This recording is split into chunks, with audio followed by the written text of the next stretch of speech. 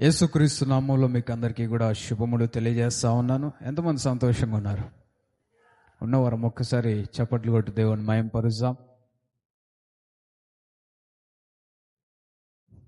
ఎంతో సంతోషం ఈ విధముగా దేవుని మందిరములో చేరి దేవుని మహిమపరచుటకు, దేవుని ఘనపరచుటకు ఆ దేవాతి దేవుడు మనకిచ్చిన ఈ గొప్ప ఆధిక్యతను బట్టి ఆయన నామమునకే సమస్త మహిమ కలుగునుగాక. ఈ మధ్యాహ్న కాల సమయంలో కొన్ని నిమిషములు దేవుని వాక్యమును మనం ధ్యానించబోతా ఉన్నాం.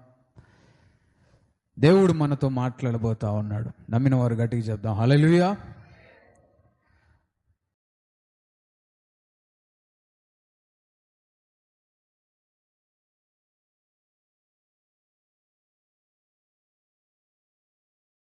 దేవుని మహిమ కలుగునుగాక. ఈ సమయంలో చిన్న ప్రార్థన చేసుకొని కొన్ని నిమిషములు దేవుని వాక్యమును ధ్యానించుకుందాం. అందరం అడుగుదాం, యేసయ్య మీరు మాతో మాట్లాడండి ప్రభువా. నీ మాటలు వినుటకు మేము సిద్ధపడి ఉంటుండగా మీరు మాతో మాట్లాడండి ప్రభువా.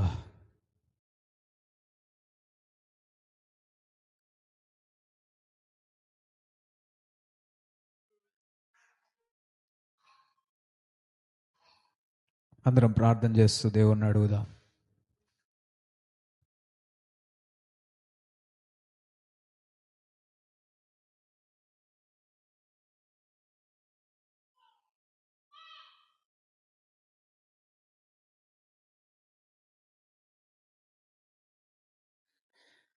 పరమ తండ్రి, పరిశుద్ధుడా, సర్వోన్నతుడమైన దేవా, మా మంచి కాపరి, మా రక్షక, మీ విమోచక నీకే స్తోత్రములయ్యా. ఈ మధ్యాహ్న కాల సమయంలో కొన్ని నిమిషములు నీ మాటలు వినటకు మేము సిద్ధపడి ఉంటుండగా నీ పరిశుద్ధాత్మ ఆదరణ దయచేయండి. వినగలిగే చెవులు, గ్రహించగలిగే మనస్సు, అనుసరించి నడుచుకునే జీవితములు మాకు దయచేసి నడిపించమని మీకే సమస్త మహిమ, ఘనత, ప్రభావంలో ఆరోపిస్తూ నజరేయుడైన యేసుక్రీస్తు నామములో ప్రార్థించి బ్రతిమలాడి అడిగి వేడుకొంచున్నాం మా పరమ తండ్రి. ఆమేన్, ఆమేన్, ఆమేన్. దేవుని మహిమ కలుగునుగాక. ఈ మధ్యాహ్న కాల సమయంలో కొన్ని నిమిషములు దేవుని వాక్యమును మనం ధ్యానించబోతా ఉన్నాం. వాక్యము వినాలని ఆశ కలిగిన వారు అందరం కూడా ఒకసారి చేతులెత్తి దేవుని మహిమపరుద్దాం. నాతోటి ఉన్నారా? మీ పక్కన వాళ్ళని అడగండి, పాస్టర్ గారితో ఉన్నారా, ఎటైనా వెళ్తున్నదా మనసు అని అడగండి. ఉందంటనా? హల్లెలూయా. కొన్ని నిమిషములు దేవుని వాక్యమును ధ్యానించుకుందాం. ఈరోజు ఒక ప్రత్యేకమైన అంశమును మీతో పంచుకోవడానికి నేను ఇష్టపడతా ఉన్నా. అదేంటి అంటే,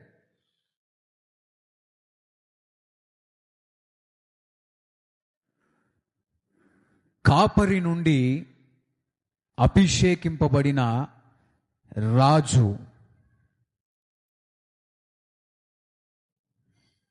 కాపరి నుండి అభిషేకింపబడిన రాజు. షెపర్డ్ టు అనాయింటెడ్ కింగ్ అనే అంశమును దేవుని వాక్యములో నుండి మనం ధ్యానించుకుందాం. హల్లెలూయా. ప్రియమైన దేవుని బిడ్డలారా, దేవుని వాక్యములో మనం చూసినట్లయితే దావీదు ఎంతో ప్రాముఖ్యమైన పాత్ర వహించడం మనం చూస్తా ఉన్నాం. హల్లెలూయా. ఎంతమందికి దావీదు తెలుసా? దావీదు గురించి దేవుని వాక్యంలో అనేక విషయములు రాయబడి ఉన్నాయి. అయితే దావీదు జీవితంలో నుండి కొన్ని విషయములు మనం నేర్చుకోవచ్చు. దావీదు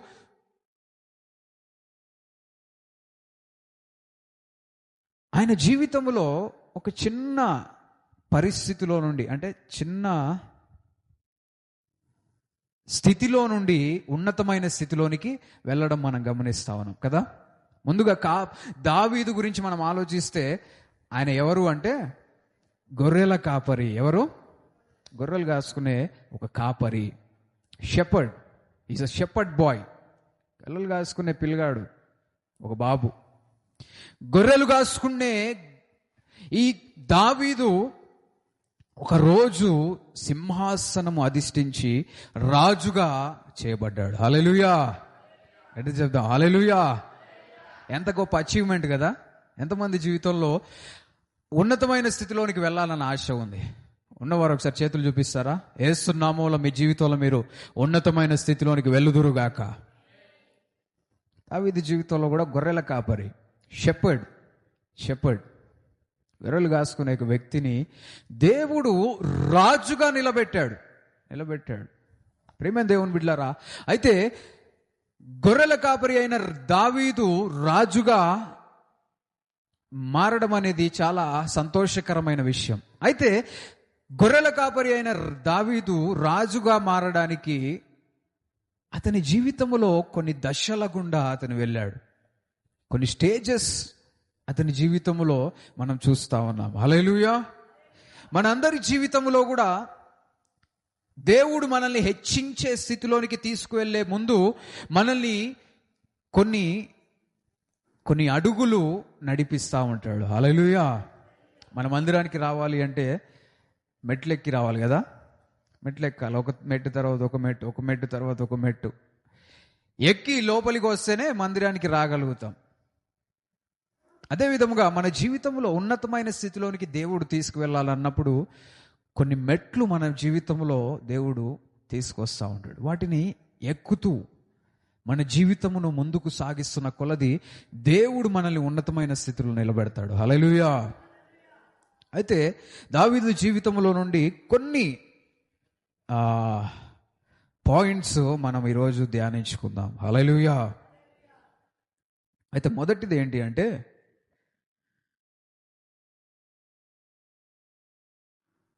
దేవుని సార్వభౌమాధికారాన్ని, ఆయన చిత్తాన్ని మనం అంగీకరించాలి. దేవుని యొక్క సార్వభౌమాధికారాన్ని, అదేవిధంగా ఆయన చిత్తాన్ని మనము అంగీకరించాలి. హల్లెలూయా. ప్రియమైన దేవుని బిడ్డలారా, దేవుని వాక్యములో మనం చూసినట్లయితే దేవుడు ఎన్నో గొప్ప కార్యములు చేయడం మనం చూస్తూ ఉన్నాం. దేవునికి ఒక ఉన్నతమైన స్థితి ఉంది. దేవునికి ఒక చిత్తం అనేది ఉంది. విల్ అంటే ఏంటి? చిత్తం కదా. ప్రణాళిక ఉంటా ఉంది. దేవుడి భూమిని, సమస్త జీవులను, చెట్లను, సముద్ర జీవులను, వీటిని అన్నిటిని సృజించడానికి ఒక ఆలోచన ఉంది. హల్లెలూయా. అదేవిధంగా ఇంకా ప్రాముఖ్యమైన, సృష్టిలో ప్రాముఖ్యమైన వారు ఎవరు అంటే మనుష్యులు. హల్లెలూయా. నువ్వు నేను దేవుని సృష్టిలో ప్రాముఖ్యమైన పాత్ర వహిస్తా ఉన్నాం. ఎందుకు అంటే ఆయన పోలికలో, ఆయన స్వరూపంలో నిన్ను నన్ను ఆయన సృజించాడు. హల్లెలూయా. కాబట్టి దేవునికి ఒక ఆలోచన ఉంటా ఉంది. హల్లెలూయా. సాధారణంగా మనం గమనిస్తే మనుష్యులను ఎన్నుకుంటారు కదా. అవునా? People choose people. మానవులు ఏం చేస్తారు అంటే మనుష్యులను ఎన్నుకుంటా ఉంటారు కదా. ఏదైనా పని అప్పచెప్పాలనుకో ఏం చేస్తాము? వేరే వాళ్ళని ఏర్పడి. అదేవిధంగా మనుష్యులకు కొన్ని ఎన్నుకునే అవకాశాలు ఉంటా ఉన్నాయి కదా. చూసింగ్ సెలెక్ట్ చేసుకునే అవకాశం మనుషులకు ఉంది. అవునా? ఏమి తినాలనేది సెలెక్ట్ చేసుకునే అవకాశం ఎవరికి ఉంది? మనకే ఉంది కదా. తర్వాత ఏం తాగాలన్నా ఎవరు చూస్ చేస్తారు? మనమే చూస్ చేసుకుంటాం. ఎవరితో పని చేయాలి అనేది కూడా మనదే, మన నిర్ణయాలు కదా. మనకి కొన్ని ఆలోచనలు ఉంటా ఉంటాయి. మధ్యాహ్నం చర్చ అయిపోగానే ఇంటికి వెళ్ళి ఏం తినాలనేది ఆలోచన చేసిరా? చేసిన వారు ఒకసారి చేతులు చూపించి దేవుని మహిమపరుద్దాం. హల్లెలూయా. ఆలోచన చేయలే? ఓహోహో, ఈరోజు ఇక్కడేనా? మర్చిపోయినా, నేను ఆలోచన చేయట్లేను. సరే, అదన్నా ఆలోచన చేయాలి కదా. ఇక్కడన్నా ఆలోచన చేసిరా? మందిరంలో ఈరోజు భోజనం అనేది ఆలోచన చేసిరు కొంతమంది. అందుకని ఇంటి దగ్గర ఏం తినాలనేది ఆలోచన లేదు కదా. ఈరోజు ఏమి వంటలు చేయాలనేది నేను ఆలోచన చేసి నిన్న చెప్పాను. మన మందిరంలో కొంతమంది వాడబడతా ఉంటారు వంటలలో. దేవుడు వారిని దీవించునుగాక. నిన్న ఆలోచనలు కొన్ని జరిగాయి. ఆ ఆలోచనలు బట్టి ఈరోజు ఏం వంటలు అనేవి మీరు మందిరం అయిపోయిన తర్వాత చూస్తారు కదా. ఎన్నో ఆలోచనలు ఉంటాయి, ఎన్నో నిర్ణయములు తీసుకుంటా ఉంటాం. మన జీవితంలో ఎన్నో నిర్ణయాలు మనం తీసుకుంటా ఉంటాం. కొంతమంది తినే విషయంలో కొన్ని చాలా పర్టికులర్గా ఉంటారు కదా. పలానా ఫుడ్ ఐటమ్ ఉంటే కానీ తినరు. ఉన్నారు అట్లా అంటే ఎవరైనా? హల్లెలూయా. ఎవరు లేరా? ఇంకా మిగతా ఏదైనా తింటారా? కొంతమందికి ఏముండాలి చెప్పండి? చికెన్ ఉండాలంట. ఏదో ఒక కొంచెం అన్న చికెన్ ఉంటే అప్పుడు అన్నం లోపలికి వెళ్తుంది. ఇంకా కనీసం తల్లి లేకున్నా కానీ అది ఇదన్నా ఉంటేనన్నా కడుపులోకి కొంచెం వెళ్తుంటుంది. కొంతమందికి కొన్ని ప్రయారిటీస్ ఉంటాయి, కొంతమందికి ఇవేమొద్దు. కొన్ని కూరగాయలు కొన్ని ఇష్టమైన ఫేవరెట్ ఉంటాయి. కొంతమందికి వంకాయలు, కొంతమందికి ఆలుగడ్డ, ఇంకా రకరకాలుగా ఉంటాయి కదా. కొంతమందికి పచ్చడి. చికెన్ ఉన్నా కానీ ఏం కావాలి? కొంచెం మామిడికాయ పచ్చడి కావాలి. అంటే ఒక్కొక్కరికి ఒక్కొక్క టేస్ట్ ఉంటుంది. ఒక్కొక్కరికి నిర్ణయాలు తీసుకునే అవకాశం ఉంటుంది. హోటల్కి పోయిన తర్వాత అక్కడ ఏం తినాలనేది ఎవరు నిర్ణయించుకుంటారంటే మనమే. వెయిటర్ వచ్చి సరే ఏం కావాలంటే ఏంగా నీ ఇష్టం అంటారా? ఏదో ఒకటి దయ్యి బాబు నీ ఇష్టం అంటారా? అన్నారు కదా. ఏం చెప్తారు? మనకేదో ఏది కావాలో అది ఆర్డర్ చేస్తూ ఉంటాం. అంటే నిర్ణయములు మనం తీసుకుంటా ఉంటాం. మనం ఎవరితోటి కలిసి పని చేయాలనేది మనం నిర్ణయించుకుంటా ఉంటాం. కొంతమంది ఆకలితో ఉండడానికి ఇష్టపడతారు, కానీ ఇష్టం లేనిది మాత్రం తినరు కదా. అంటే వాళ్ళకి ఆ ఫుడ్ కంటే కూడా ఆకలైనా ఉంటా కానీ ఏ పడతాయి తిన. హల్లెలూయా. సింహం మేము. హల్లెలూయా. సింహాలు అన్ని తినవు.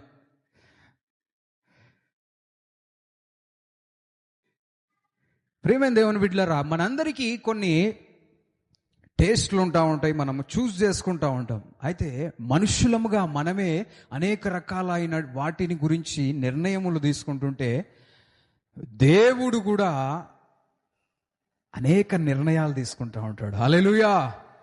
గట్టిగా చెప్దాం హల్లెలూయా. దేవునికి కూడా కొన్ని నిర్ణయములు ఉన్నాయి. దేవుడు కూడా కొన్ని నిర్ణయించుకుంటాడు, కొన్ని ఏర్పరచుకుంటాడు, కొన్నిటిని ఎన్నిక చేసుకుంటా ఉంటాడు. హల్లెలూయా. ప్రియమైన దేవుని బిడ్డలారా, దేవుడు మనుష్యులను ఎన్నిక చేసుకుంటా ఉంటాడు. దేవుడు మనుష్యులను చూస్ చేసుకుంటాడు. హల్లెలూయా. దేవుడు ఏం చేస్తాడు? మనుష్యులను ఎన్నిక చేసుకుంటాడు కదా. పెళ్లి చేసుకునేటప్పుడు ఏం చేస్తాం? ఎవరిని పెళ్లి చేసుకోవాలో చూస్ చేసుకుంటాం కదా. అదేవిధంగా దేవుడు మనల్ని సృజించిన తర్వాత దేవుడు మనుష్యులను ఏర్పాటు చేసుకుంటా ఉంటాడు. మనుషులకు ఆయన సృజించిన మనుషుల మనమే ఇన్ని నిర్ణయాలు తీసుకుంటుంటే మనల్ని సృజించిన దేవుడు నిర్ణయాలు తీసుకోడా? చూడండి దేవుని వాక్యముల నుండి సమూయేలు మొదటి గ్రంథము 16వ అధ్యాయం 13వ వచనం.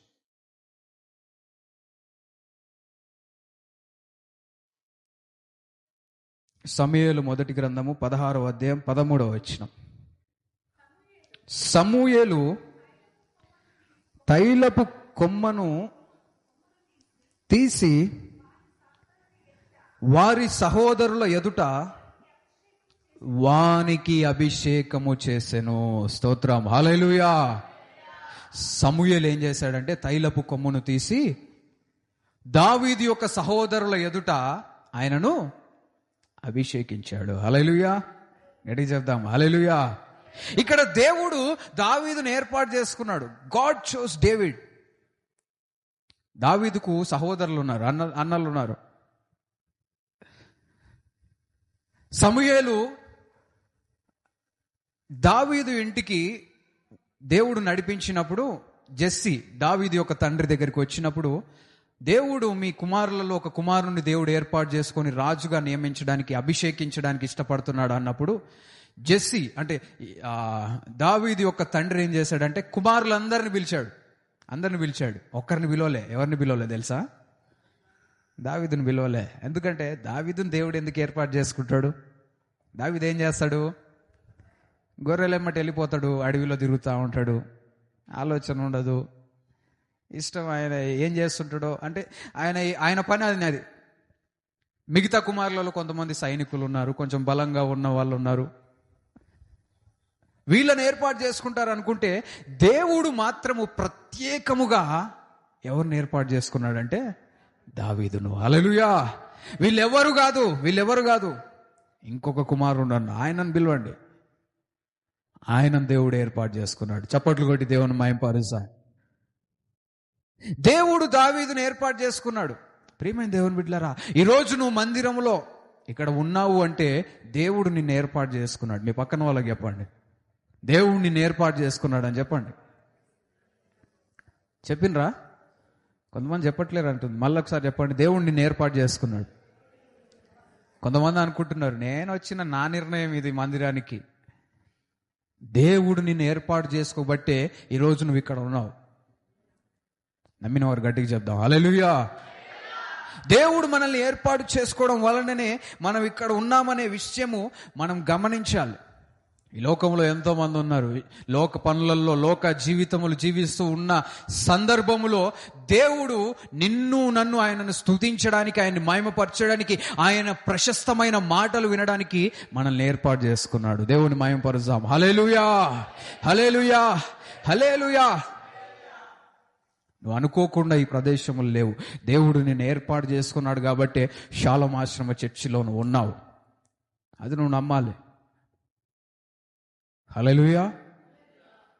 కొన్నిసార్లు ఈ విషయాలు మనం అంటే ఏదో అనుకోకుండా జరుగుతున్నాయి అనుకుంటారు కదా,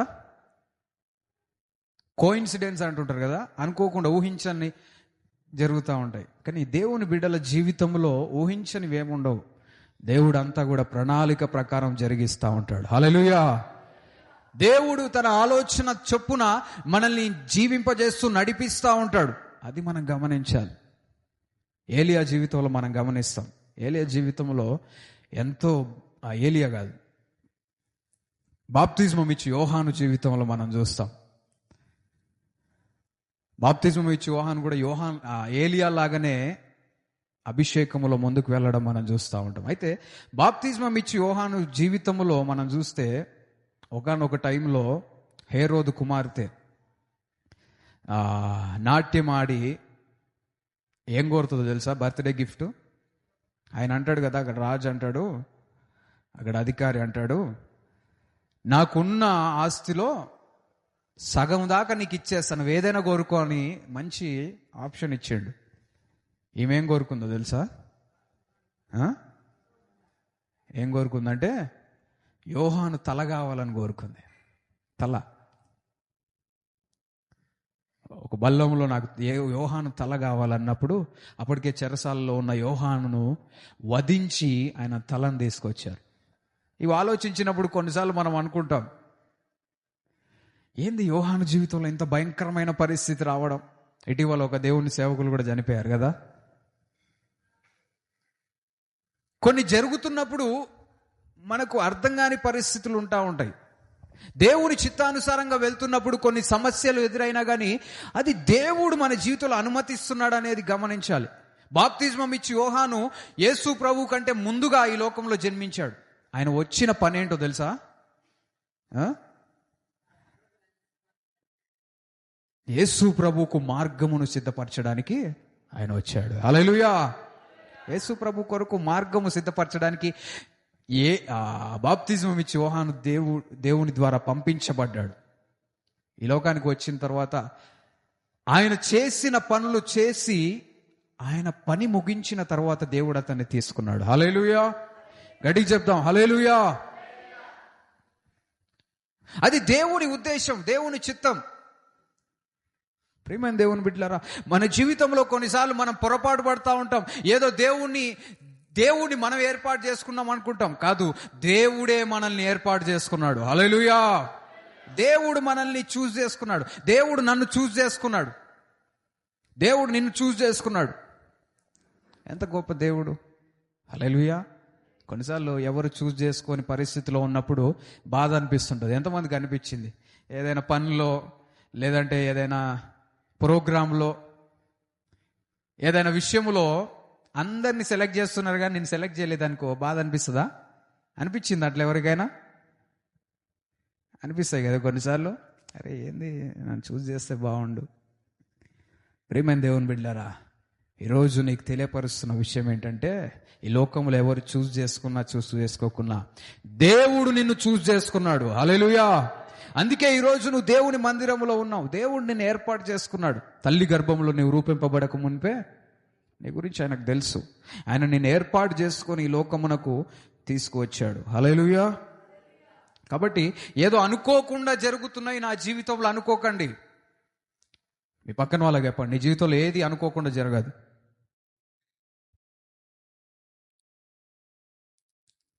నువ్వు ఇక్కడ దేవుడు నిన్ను నడిపించబట్టి నువ్వు ఇక్కడ ఉన్నావు అని చెప్పండి. దేవుడు నిన్ను ఏర్పాటు చేసుకోబట్టి నువ్వు ఇక్కడ మందిరంలో ఉన్నావు అని చెప్పండి. హల్లెలూయా.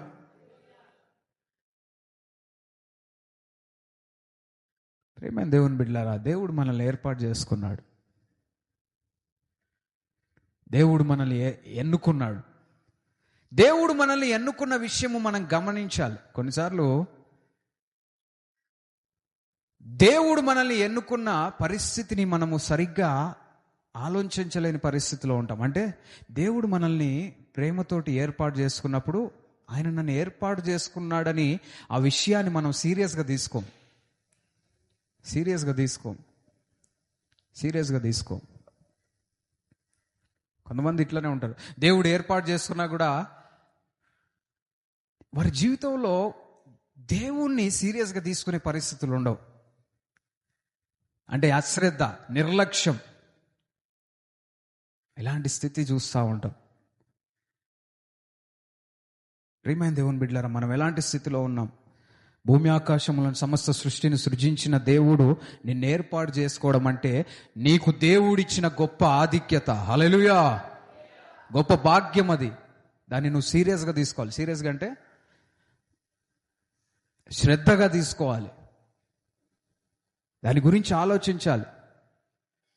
ఎవరైనా నీకు ఉద్యోగం ఇచ్చినారనుకో, ఆ ఇచ్చిన ఉద్యోగాన్ని నువ్వు సీరియస్గా తీసుకోవాలి కదా. సీరియస్గా తీసుకోకుంటే ఏం జరుగుతుంది తెలుసా? ఏం జరుగుతుంది? ఉద్యోగం పోతుంది.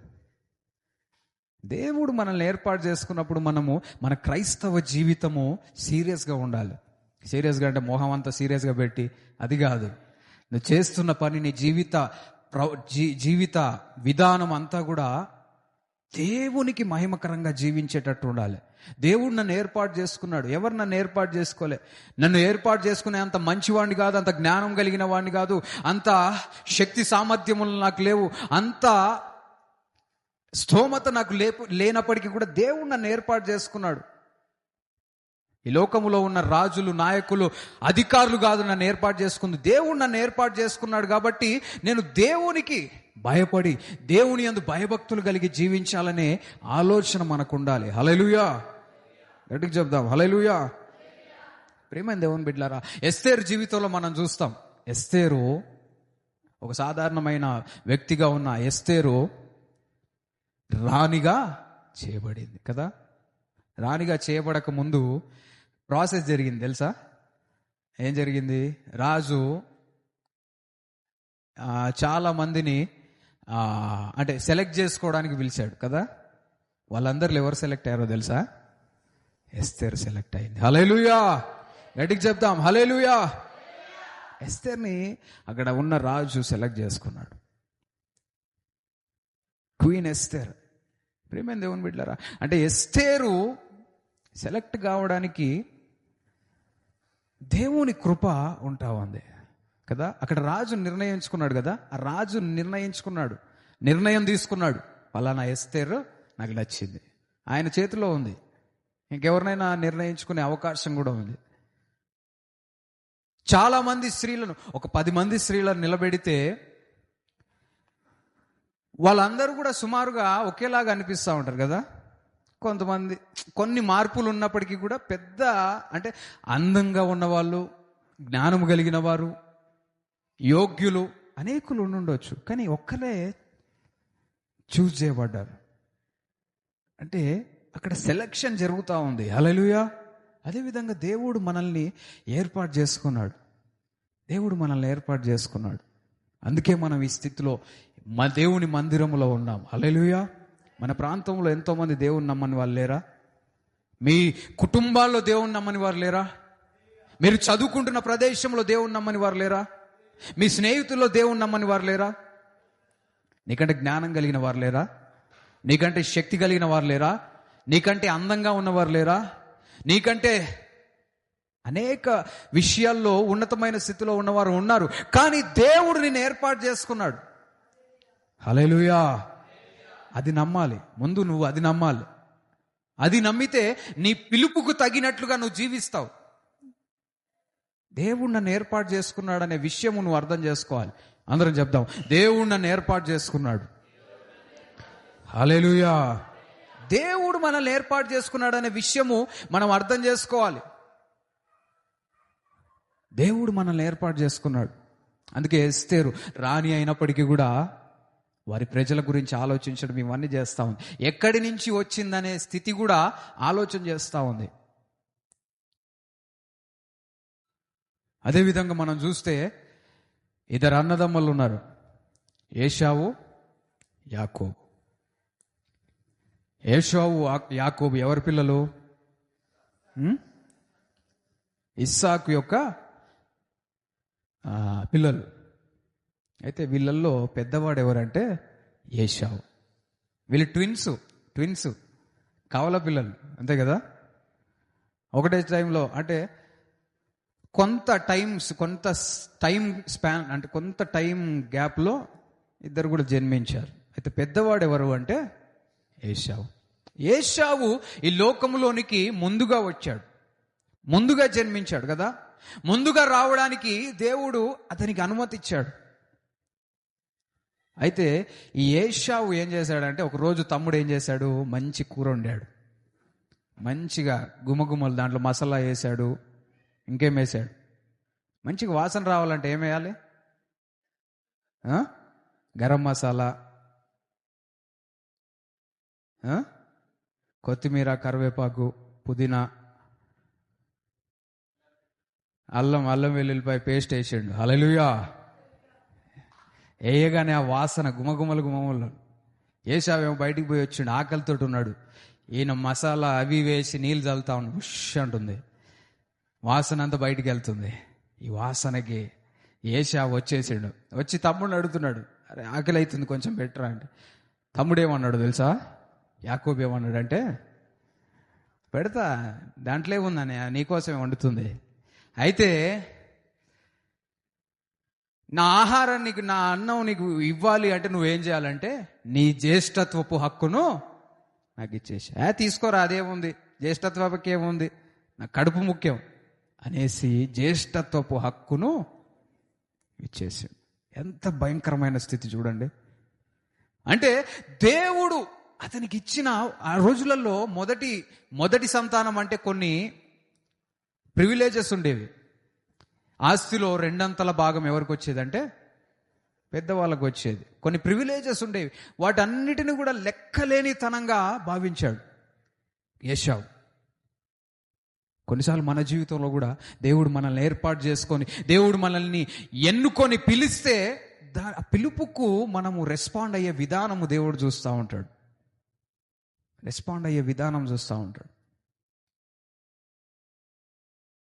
దేవుని పిలుపుకు మనం తగినట్లుగా జీవించాలని దేవుడు ఉద్దేశిస్తా ఉన్నాడు. ప్రియమైన దేవుని బిడ్డలారా, మందిరంలో వాడబడుతున్నప్పుడు కొన్ని పనులు, కొన్ని బాధ్యతలు నేను అందరికీ చెప్పను. ఎందుకో తెలుసా? చూస్ చేసుకునే అవకాశము నాకుంది. కొందరికి అవకాశం ఇచ్చినా కానీ ఆ అవకాశాన్ని దుర్వినియోగం చేసుకుంటారు. ఇచ్చిన అవకాశాన్ని ఏం చేస్తారు? ఏముందులే అన్నట్టు బిహేవ్ చేస్తే ఉన్న అవకాశం ఏమైపోద్దో తెలుసా? నీ నుండి తీసివేయబడుతుంది. తలాంతులు ఇచ్చిన సమయంలో కూడా ఒక యజమాని ఆయన దగ్గర ఉన్న వారికి తలాంతులు ఇస్తే ఒకతనికి ఒక తలాంతి ఇస్తే ఆయన ఏం చేశాడో తెలుసా? భూమిలో పాతి పెట్టేశాడు. అప్పుడు ఏం జరిగిందంటే ఉన్నది కూడా తీసుకొని వేరే వాళ్ళకి ఇవ్వడం జరిగింది. ప్రియమైన దేవుని బిడ్డలారా, దేవుడు నిన్ను పిలిచిన పిలుపుకు తగినట్లుగా నువ్వు జీవిస్తున్నావా?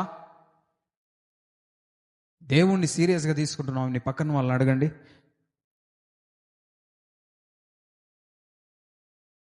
అడిగినారా? మళ్ళీ ఒకసారి అడగండి. కొంతమంది సీరియస్గా తీసుకోవట్లేదు. నేను చెప్పింది కూడా సీరియస్గా తీసుకుంటారా? ఇంతకీ దేవుణ్ణి సీరియస్గా తీసుకుంటున్నారా? దేవుణ్ణి సీరియస్ తీసుకోవడం అంటే తీసుకుంటున్నా అని చెప్పినంత ఈజీ కాదు. దేవుణ్ణి సీరియస్గా తీసుకుంటున్నా అంటే నువ్వు సీరియస్గా తీసుకుంటున్నట్టు కాదు. నీ జీవిత విధానము నీ యొక్క సీరియస్నెస్ని తెలియపరుస్తుంది. దేవుడు నీకు ఇచ్చిన పనిని, బాధ్యతను నువ్వు నెరవేర్చే ఆ స్థితిని బట్టి నువ్వెంత సీరియస్గా అర్థమవుతుంది. హల్లెలూయా. దేవుడు మనల్ని ఏర్పాటు చేసుకున్నాడు, అది మనం గమనించాలి. హల్లెలూయా. ఇక్కడ దావీదును దేవుడు ఏర్పాటు చేసుకున్నాడు. దావీదుకు అనేక మంది సహోదరులు ఉన్నారు, కానీ దేవుడు ఎవరిని ఏర్పాటు చేసుకున్నాడంటే దావీదు కావాలి. నాకు దావీదు కావాలి. ఈ ఎన్నిక చేసుకునే అధికారం ఎవరికి ఉందంటే దేవునికి మాత్రమే ఉంది. దేవునికి ఉంది. హల్లెలూయా.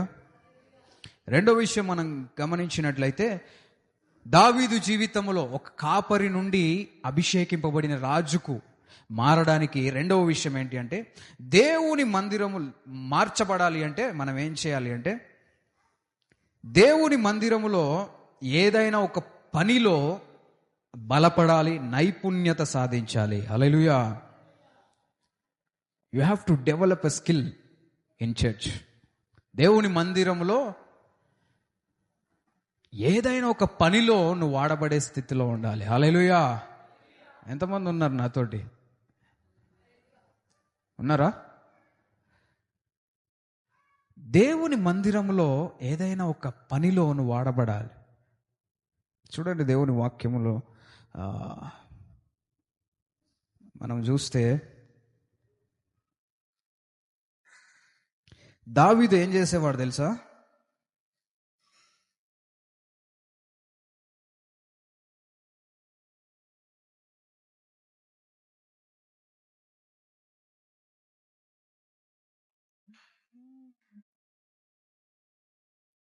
దావీదు ఒక మంచి మ్యూజిషియన్గా మనం చూస్తూ ఉన్నాం. ఆయన సితారా, హార్ప్ అనే ఒక ఇన్స్ట్రుమెంట్ ప్లే చేసేవాడు. హల్లెలూయా. దావీదు కీర్తనకారుడు, ఎన్నో కీర్తనలు రాశాడు కదా. యెహోవా నా కాపరి, నాకు లేమి కలగదు. ఎవరు రాశారు? దావీదు రాశాడు. ఎంత మంచి కీర్తన! ఎన్నో ఉన్నతమైన కీర్తనల గ్రంథంలో మనం చూస్తూ ఉన్నాం. వాటిలలో ఎక్కువగా రాసింది ఎవరు అంటే దావీదే. మ్యూజిషియన్ ఆయన. ఆయనకున్న తలాంతును ఆయన ఉపయోగించుకున్నాడు. దేవుని బిడ్డలమైన మనము దేవుని మందిరములో మనకున్న సామర్థ్యమును, మనకున్న తలాంతును అభివృద్ధి చేసుకొని దేవుని కొరకు వాడాలి. హల్లెలూయా. దావీదు జీవితంలో మనం చూస్తాం. మన జీవితంలో మనం ఉపయోగిస్తున్నామా? దేవుని మందిరంలో మనం వాడబడుతున్నామా? దేవుని మందిరంలో ఏం చేయొచ్చు చెప్పండి? కొన్ని పనులు. పాటలు పాడవచ్చు కదా, సింగింగ్. పాటలు పాడి దేవుణ్ణి మహిమపరచవచ్చు. తర్వాత ఇంకేం చేయొచ్చు? ఇన్స్ట్రుమెంట్స్ ప్లే చేయొచ్చు కదా, ఇన్స్ట్రుమెంట్స్ ప్లే చేయొచ్చు. ఇంకా ఏం పనులు ఉంటాయి చెప్పండి?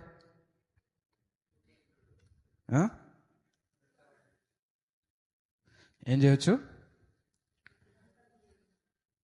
వంటలు చేయొచ్చు, క్లీనింగ్ చేయొచ్చు. ప్రియమైన దేవుని బిడ్డలారా, మనం దేవుని మందిరంలో ఏదైనా పనులు వాడబడుతున్నామా అనేది ఆలోచించాలి.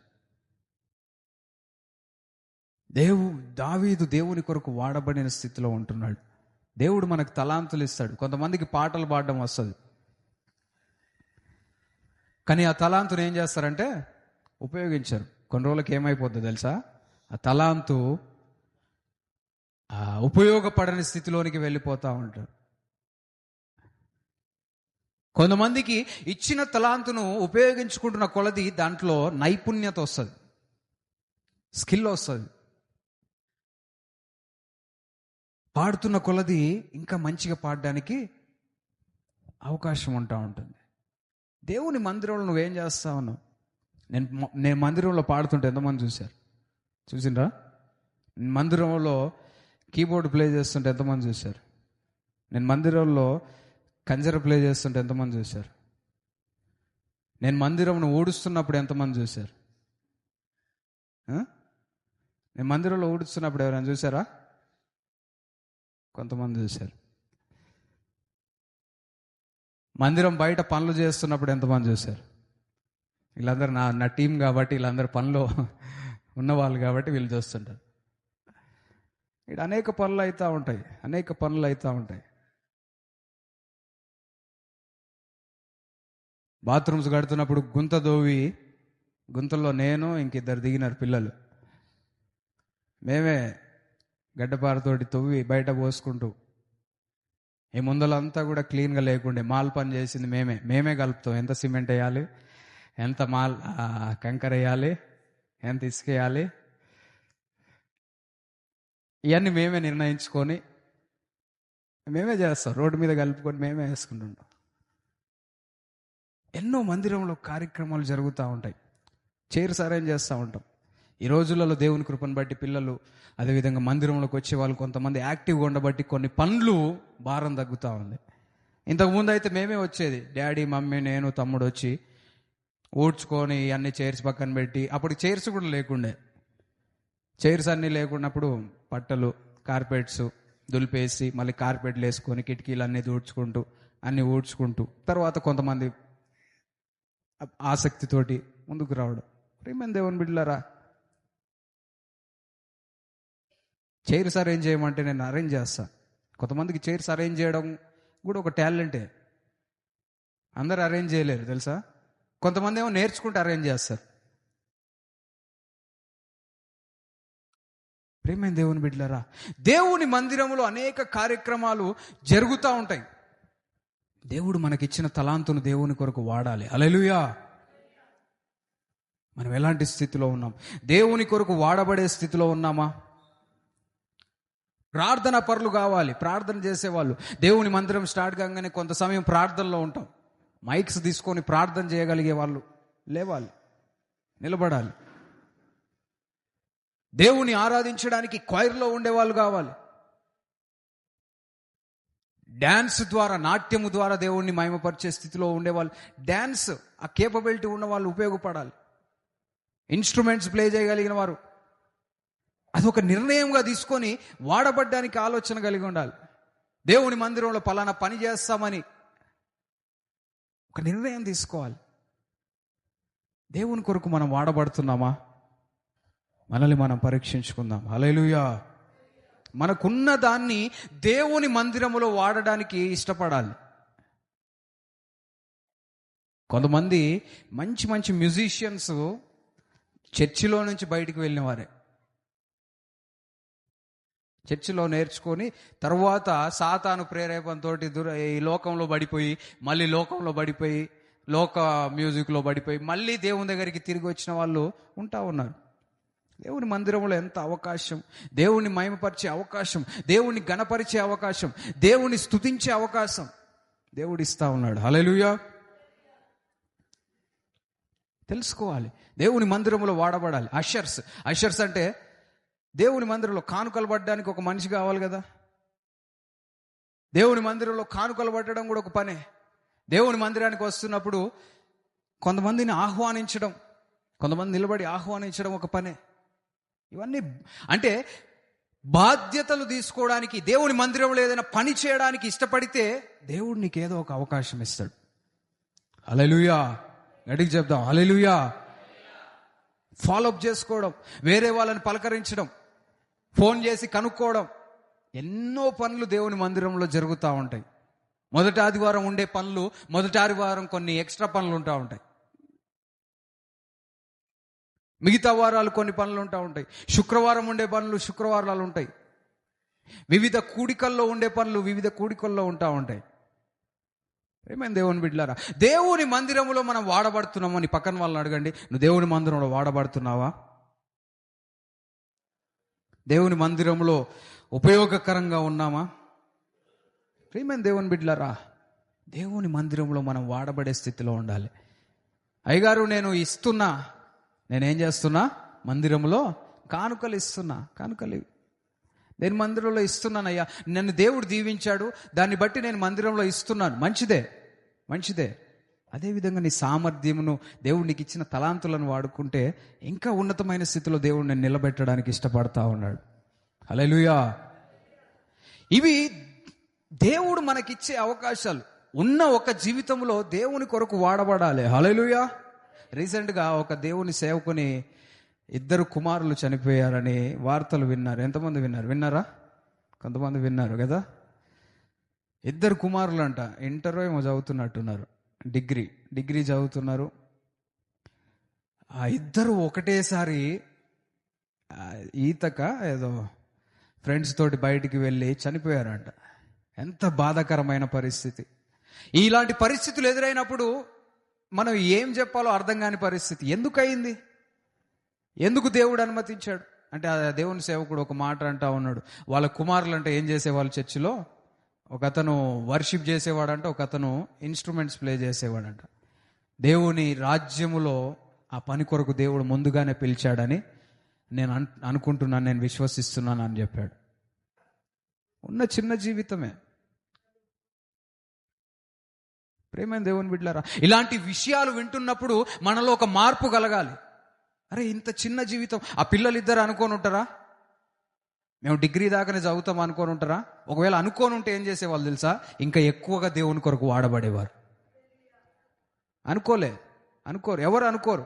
కానీ జ్ఞానము కలిగిన వారు ముందు గురించి ఆలోచించి, మరణము గురించి ఆలోచించాలి. నా జీవితం ఎంత ఉందో తెలియదు కాబట్టి ఉన్న సమయంలోనే దేవుని కొరకు నేను వాడబడాలనే స్థితిలో నువ్వు ఉండాలి. హల్లెలూయా. కొంతమంది రేపు చేద్దాంలే, వచ్చే నెల చేద్దాం. వచ్చే నెల అయ్యగారు, వచ్చే సంవత్సరం బర్త్డేకి, లేకుంటే మ్యారేజ్ డేకి, లేదంటే ఇంకేముంటాయి. ఈ మధ్యలో డెత్ డే వస్తే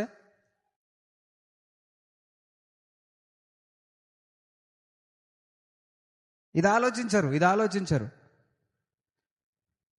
ప్రేమైన దేవుని బిడ్డలారా, మనం జ్ఞానం కలిగి ముందుకు సాగుదుము గాక. దేవుని కొరకు మనం సాక్షులంగా జీవించాలని దేవుడు మనల్ని ఏర్పాటు చేసుకున్నాడు. నీ తలాంతులు దేవుని కొరకు వాడాలి. నీకున్న సామర్థ్యమును దేవుని కొరకు వాడాలి. మేము చిన్నప్పుడే డాడీ మాకు కంజర్ నేర్పించేది. కంజర్ తెలుసు కదా, నేర్చుకున్నాం. ఏదో ఒకరోజు కంజర్ తీసుకొని కొడితే నాకేం వచ్చేలే. వస్తుంది అట్లా ఎవరికైనా వస్తుందంటే కంజర్ ఇస్తా ఇప్పుడే. ఎవరికి రాదు. నీకెంత తలాంత్ ఉంది, నీకెంత మ్యూజిక్ ఉందని, నీ పవర్ ఏందో అని నువ్వు అనుకున్నా కానీ నీకు చేతిలో కంజర పెడితే కానీ అప్పుడు అర్థం కాదు నీ పరిస్థితి. నేను పుట్టగానే కంజర కొట్టుకుంటే ఏం పుట్టలే, లేదంటే కీబోర్డ్ నాకేం రాదు. దేవుని కొరకు వాడబడ్డానికి నన్ను నేను సిద్ధపరచుకుంటున్న కొలది దేవుడు నాకు అవకాశాలు ఇవ్వడం ప్రారంభించాడు. అదే విధంగా దేవుడు నీకు తలాంతులు ఇచ్చాడు. ఆ తలాంతులను గుర్తించి, ఒకవేళ నువ్వు గుర్తించలేని స్థితిలో ఉంటే, అయ్యా మందిరంలో ఏదో ఒక పని చేస్తున్నప్పుడు నీ తలాంతు ఏదో బయటపడతా ఉంటుంది. హల్లెలూయా. మనం దేవుని మందిరంలో వాడబడే స్థితిలో ఉండాలి. హల్లెలూయా. దావీదు దేవుని కొరకు వాడబడిన స్థితిని మనం చూస్తా ఉన్నాం.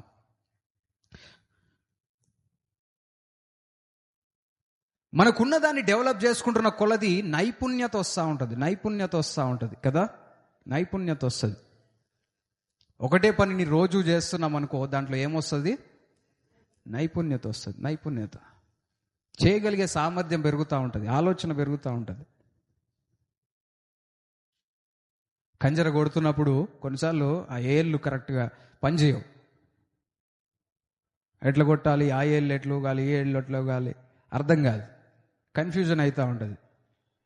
కొన్ని మజిల్ మెమరీ ఉంటుంది. మజిల్ మెమరీ అంటే ఏంటంటే నీ చేతి మూమెంటు, ఆ మజిల్ మూమెంటు అది మెమరీ అంటే జ్ఞాపకం ఉంచుకుంటుంది. నీ చేతులు, నీ మజిల్స్ అంటే కండరాలు అది నీ చేతులకు రావాలి, చేతులకు నైపుణ్యత రావాలి. అది ఎలా వస్తుందంటే మళ్ళీ ప్రాక్టీస్ చేస్తుండగా. ఒకటే రోజు ఎవరైనా గానకోకిలు అవుతారా? గానకోకిలు అయిన వాళ్ళందరూ ఒకరోజు గాన కాకే. ఒకనొక రోజు వాళ్ళు పాట పాడితే ఆలోచించుంటారు. కానీ అవకాశాన్ని ఉపయోగించుకొని మళ్ళీ పాడుతున్న కొలది కాకి ఎలా మారుతుంది? కోకిలకు మారుతుంది. అప్పుడు వినబుద్ధి అవుతుంది. కావు అంటున్నావు మనకి వినబుద్ధి అవుతుందా? కోకిల ఎట్లా అంటుంది అంటున్నారు. మంచి కోకిలలు ఉన్నాయి.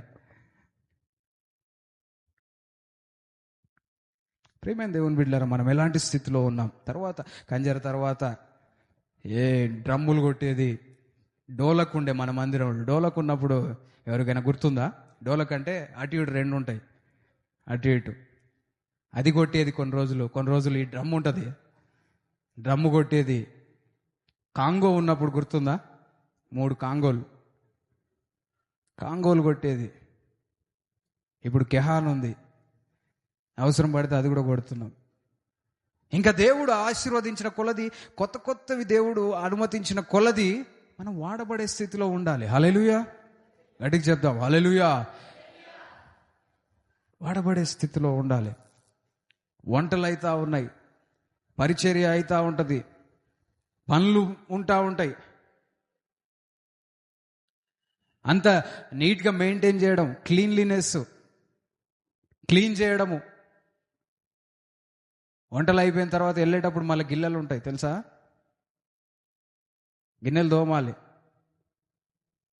బాత్రూంలో పనులు ఉంటాయి, ఎన్నెన్నో పనులు ఉంటాయి. నువ్వు చేయాలి అనుకుంటే దేవుడు నిన్ను వాడుకుంటాడు. లేదంటే సాధారణంగా జీవించు. అది దేన్ని తెలియపరుస్తుందంటే దేవుడు నిన్ను పిలిచిన పిలుపునకు నువ్వు సీరియస్గా లేవనేది తెలియపరుస్తావు. సాధారణంగా కూడా ఉండొచ్చు, ఏదో క్యాజువల్గా ఉంటారు తెలుసా? Enjoy life. ఎంజాయ్ ఏది చేసినా పట్టించుకోవద్దు. స్కూల్కి పోతారు, ఏదో ఉద్యోగానికి పోతారు, ఏదో పోయినామంటే పోయినాం. పనులు చేస్తుంటారు, కానీ శ్రద్ధతో ఆసక్తితో చేసేవాళ్ళు లేని పరిస్థితి. మనము దేవుని పనిని శ్రద్ధగా చేయాలి. హల్లెలూయా. మనకున్న తలాంతులను, మన స్కిల్ని అభివృద్ధి చేసుకోవాలి. ఈ లోకంలో కూడా మనం చూస్తాం, ఈ లోకంలో కూడా మనకున్న స్కిల్ని డెవలప్ చేసుకోవాలి. ఒక్కొక్కరికి ఒక్కొక్క స్కిల్ ఉంటుంది. Skill sets. ఈ మధ్య స్కిల్స్ పెంచడానికి అనేక కోర్సెస్ కూడా వస్తూ ఉన్నాయి కదా, స్కిల్స్ ఇంప్రూవ్ చేసుకోవడానికి.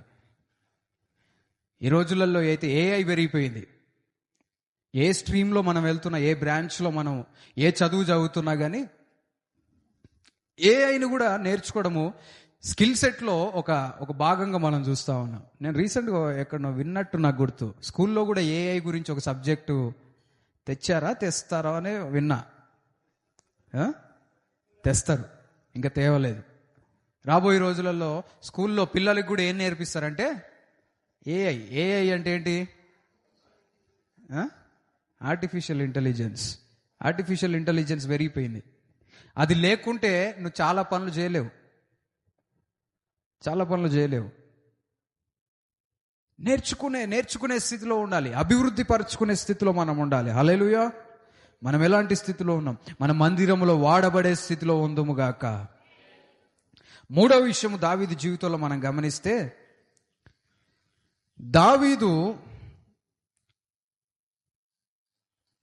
దావీదు వలె మనం బలవంతులముగా మారాలి. దావీదు వలె మనము బలవంతులముగా మారాలి. చూడండి దేవుని వాక్యములో ఉండి సమూయేలు మొదటి గ్రంథము 16వ అధ్యాయం 18వ వచనం. సమూయేలు మొదటి గ్రంథం 16వ అధ్యాయం 18వ వచనం. చిత్తగించుము, బెత్లెహేమీయుడైన యెష్షయి యొక్క కుమారులలో ఒకని చూచి తిని, అతడు చమత్కారముగా వాయింపగలడు, అతడు బహుశూరుడును యుద్ధశాలియు. హల్లెలూయా. దావీదు గురించి ఏం తెలియపరచబడిందంటే బహుశూరుడు, యుద్ధశాలి. యుద్ధశాలి అంటే యుద్ధం చేసే సామర్థ్యం కలిగిన వ్యక్తి. బహుశూరుడు అంటే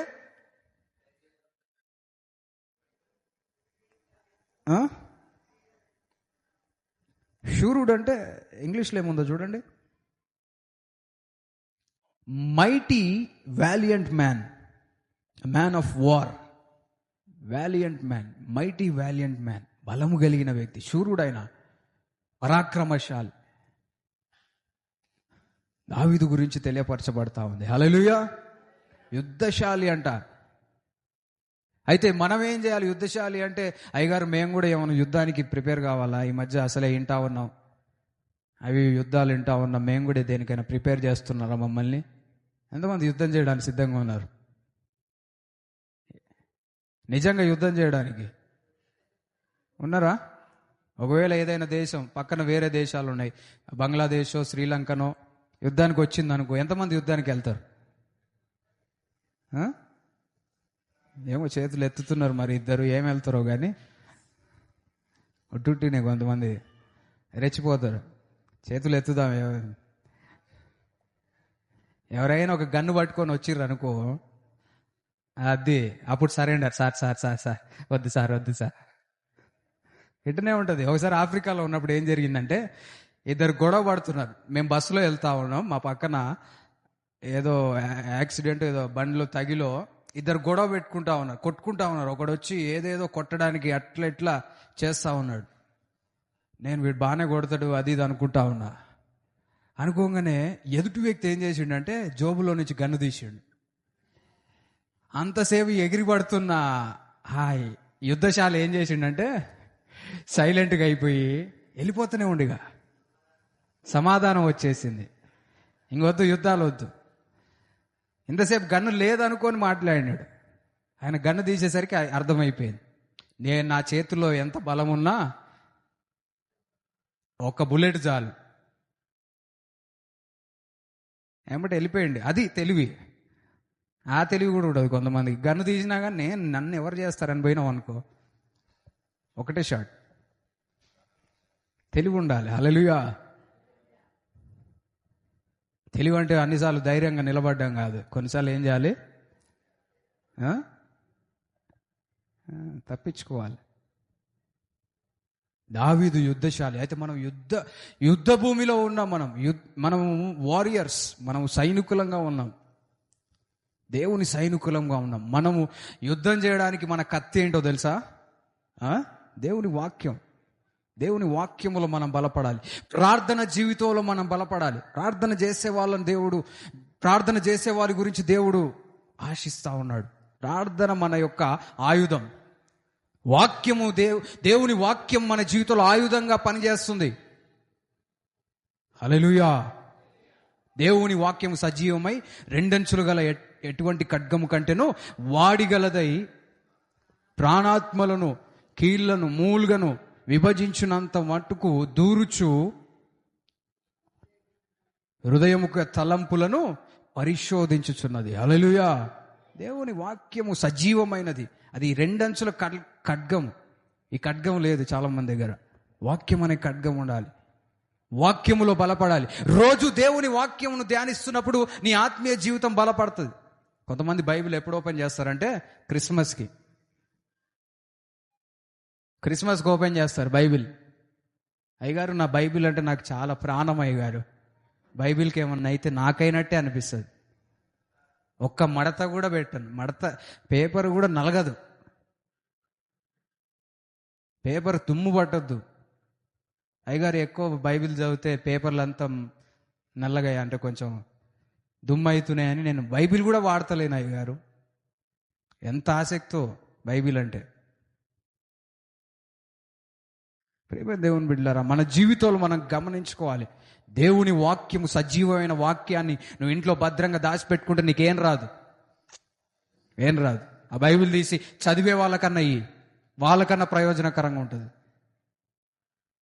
బైబిల్ లేని వాళ్ళకన్నా ఉపయోగం ఉంటుంది. నీ దగ్గర ఉండి ప్రయోజనం లేనప్పుడు మనం అందరం ఉన్న బైబిల్ని యేసునామములో ఉపయోగించుకుందాం గాక. అది ఖడ్గము, దేవుని వాక్యం ఖడ్గం అని చెప్తా ఉంటే ఖడ్గాన్ని ఏం చేస్తున్నారంటే, ఆ వ్యక్తి గన్ను తీసేదాకా ఎదుటివాడు ఎన్నో మాటలు చెప్పిండు, కొట్టడానికి వచ్చిండు, చేతులు లేపుతా ఉన్నాడు, కొడతా ఉన్నాడు. ఒక్కసారి గన్ను బయటికి తీస్తే ఇక అవసరం లేదు, ఎక్కువ తక్కువ మాటలొద్దు. హల్లెలూయా. అదే విధంగా దేవుని వాక్యం అనే ఖడ్గాన్ని నువ్వు బయటికి తీస్తే అపవాది వెంటనే సైలెంట్ అయిపోతాడు. హల్లెలూయా.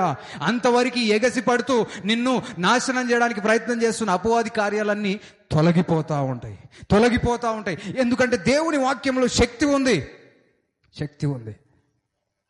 దేవుని వాక్యం నీ జీవితంను మార్చడానికి, నీ ఎదుటి వారి జీవితంను మార్చడానికి, నిన్ను బలపరచడానికి, సాతాను కార్యముల మీద విజయాన్ని అనుగ్రహించగలిగిన శక్తి దేవుని వాక్యానికి ఉంది. ప్రార్థన జీవితంలో నువ్వు బలపడితే ఎలాంటి పరిస్థితినైనా అధిగమించి పోరాడే శక్తిని నువ్వు పొందుకుంటావు. అందుకే మంచి పాట ఉంది, ప్రార్థన శక్తి నాకు కావాలయా, నీ పరలోక అభిషేకం కావాలయా, ప్రార్థన శక్తి నాకు కావాలయా. ప్రార్థన అనేది శక్తి. ప్రార్థించే వాళ్ళు ఏదో పని లేక ప్రార్థన చేయట్లేరు. ప్రార్థన అంటే దేవునితో సమయం గడుపుతున్నావు. దేవునితో సమయం గడుపుతుంటే, దేవుణ్ణి ప్రార్థిస్తుంటే నీ జీవితంలో అసాధారణమైన శక్తి పనిచేస్తుంది. హల్లెలూయా. మన ఆత్మీయ జీవితంలో ఎట్లా ఉన్నాయి? అయ్యగారు ఒకసారి ఒక బ్రదర్ని అడిగాడంట, ఇట్లనే క్రౌడ్లో అడుగుతా ఉంటే ఒక క్వశ్చన్ అడిగాడంట బైబిల్లో నుంచి. సొదొమ గొమొర్రా ఎవరు అన్నాడంట. అంటే ఒక బ్రదర్ నిలబడి అక్క చెల్లెలు అన్నాడంట. ఏందంట? కొంతమంది నవ్వని వాళ్ళకి సొదొమ గొమొర్రా తెలియదు. తెలిసిన వాళ్ళైతే నవ్వి ఉంటారు, తెలియని వాళ్ళైతే సొదొమ గొమొర్రా ఏంటి? అక్క చెల్లెలా?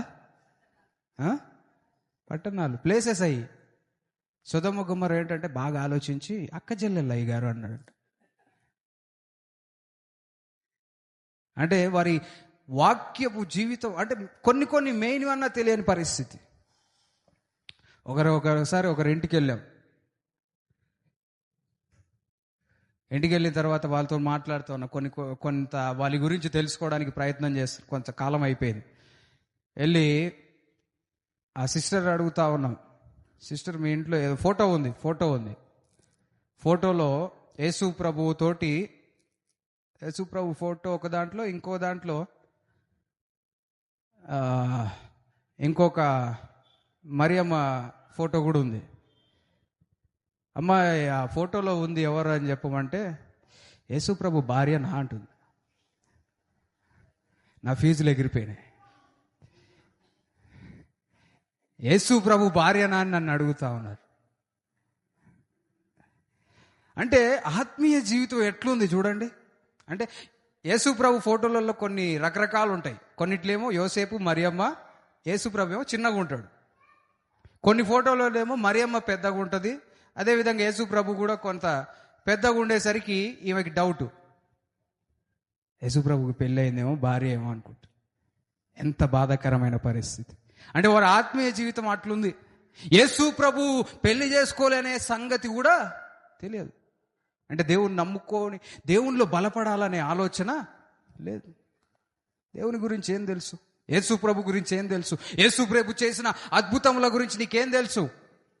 ఎన్ని అద్భుతముల గురించి నువ్వు చెప్పగలుగుతావు? యేసు ప్రభు చేసిన అద్భుతములు ఏంటి అంటే ఎంతమంది చెప్పగలుగుతారు? ఏం అద్భుతాలు చేసిండు యేసు ప్రభు అంటే, అయ్యా నాకు తలనొప్పి తగ్గింది అయ్యగారు,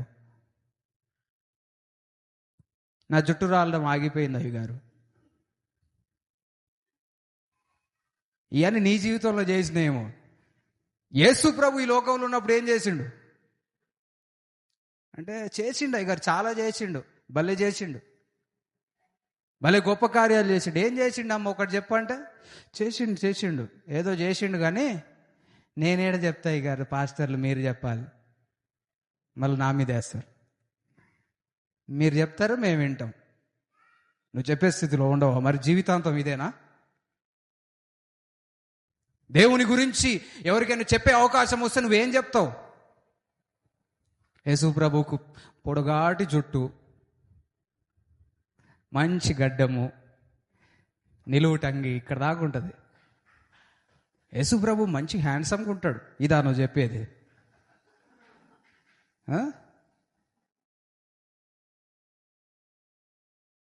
యేసు ప్రభు ఏంటి?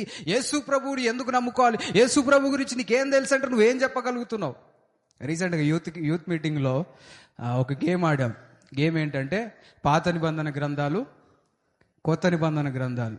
పిల్లలు మంచిగానే ఆడారు. నేను అనుకున్న దానికంటే చాలా మంచిగా ఆడింది. పాత నిబంధనలో గ్రంథాలు ఉన్నాయి, అదేవిధంగా కొత్త నిబంధనలో కూడా బుక్స్ ఉన్నాయి కదా. కొంతమందికి తెలియదు. ఎస్తేర్ అంటే ఎక్కడ ఉందో ఎతుకుతారు, లాస్ట్ నుంచి అన్ని ఎతకాలి, బుక్స్ అన్ని ఎతకాలి. కొంతమందికి అవి కూడా నేర్చుకోవడం ఆశీర్వాదం. మేము సండే స్కూల్లో ఉన్నప్పుడు అయ్యే కంటది చెప్పేది. చిన్నగా ఉన్నప్పుడు ఆది కాండం నుంచి మొత్తం ప్రకటన గ్రంథం వరకు నేర్చుకోవాలి. కనీసం నేర్చుకోకున్నా కానీ పాత నిబంధన ఏది, కొత్త నిబంధన ఏది అనేవి కూడా తెలియకుంటే ఎట్లా? ఇక నువ్వు బైబిల్లో ఏదైనా పాస్టర్ చెప్పిండు అనుకో, నిన్ను నమ్ముకొని నువ్వు చదువుతావు అని ఇక్కడ నేను ఉన్నాను అనుకో, కొంతమందిని నమ్ముకొని ఇక అయిపోతూనే ఉంటుంది. టైం అయిపోతుంది, వీళ్ళు బైబిల్ తీసేసరికి గంట అయిపోతుంది. అప్పటికి కూడా దొరకదు, అంత ఈజీగా దొరకదు బైబిల్లో. నేర్చుకోవాలి. దేవుడి వాక్యమును గురించిన అవగాహన నీకు ఉండాలి. దేవుడు ఎవరి జీవితంలో ఏ కార్యాలు చేశాడు, దేవుడు ఎలా కార్యములు జరిగిస్తున్నాడనే ఆలోచన విధానం నీకు ఉండాలి. దేవుని వాక్యములో బలపడాలి. హల్లెలూయా, హల్లెలూయా. ఆ పలానా హీరో, ఆ సినిమా హీరో దేవరకొండకు వస్తుండంట, వీళ్ళకి ఎట్లా తెలుస్తుందో? ఆయన వచ్చిన తర్వాత పలానా వ్యక్తి సెలబ్రిటీ గురించి అంతా చెప్తారు. ఆయన వచ్చి అట్లా మాట్లాడిండు, ఇట్లా మాట్లాడిండు, ఏం చేసిండు, స్టేజ్ ఎట్లెక్కిండు, ఇవన్నీ గమనిస్తారు. దేవుని వాక్యము గురించి మాత్రము, దేవుని వాక్యములో ఉన్న వారి గురించి మాత్రం ఏమి సబ్జెక్టే లేదు. అట్లుంటే మన జీవితంలో ఆత్మీయంగా ఎలా బలపడతాయి? ప్రియమైన దేవుని బిడ్డలారా, మనం బలశూరంగా మార్చబడాలి. హల్లెలూయా.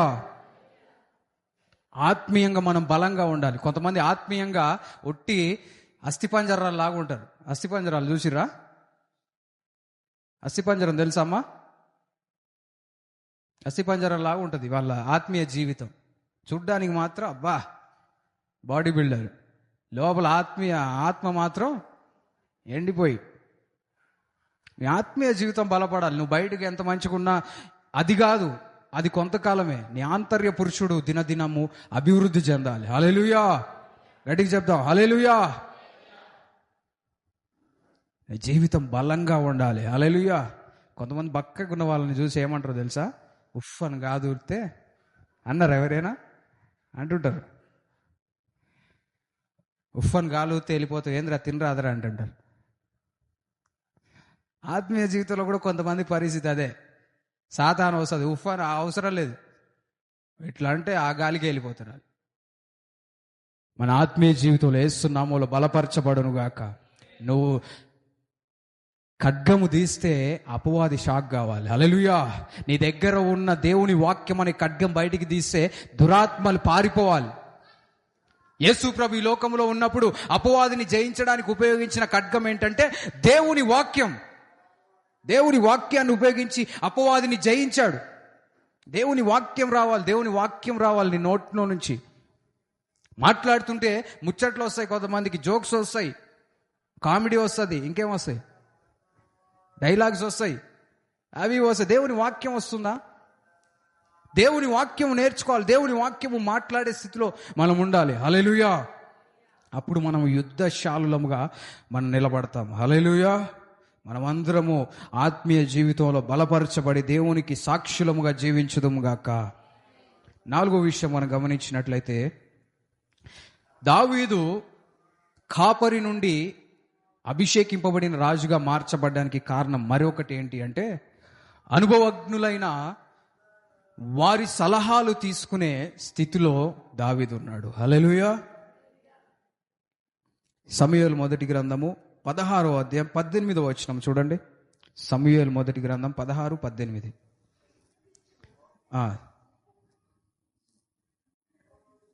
ఒకని చూచిని అతడు చమత్కారముగా వాయింపగలడు, అతడు బహు శూరుడును యుద్ధశాలియు మాట నేర్పరియు రూపర్సియునై ఉన్నాడు. హల్లెలూయా.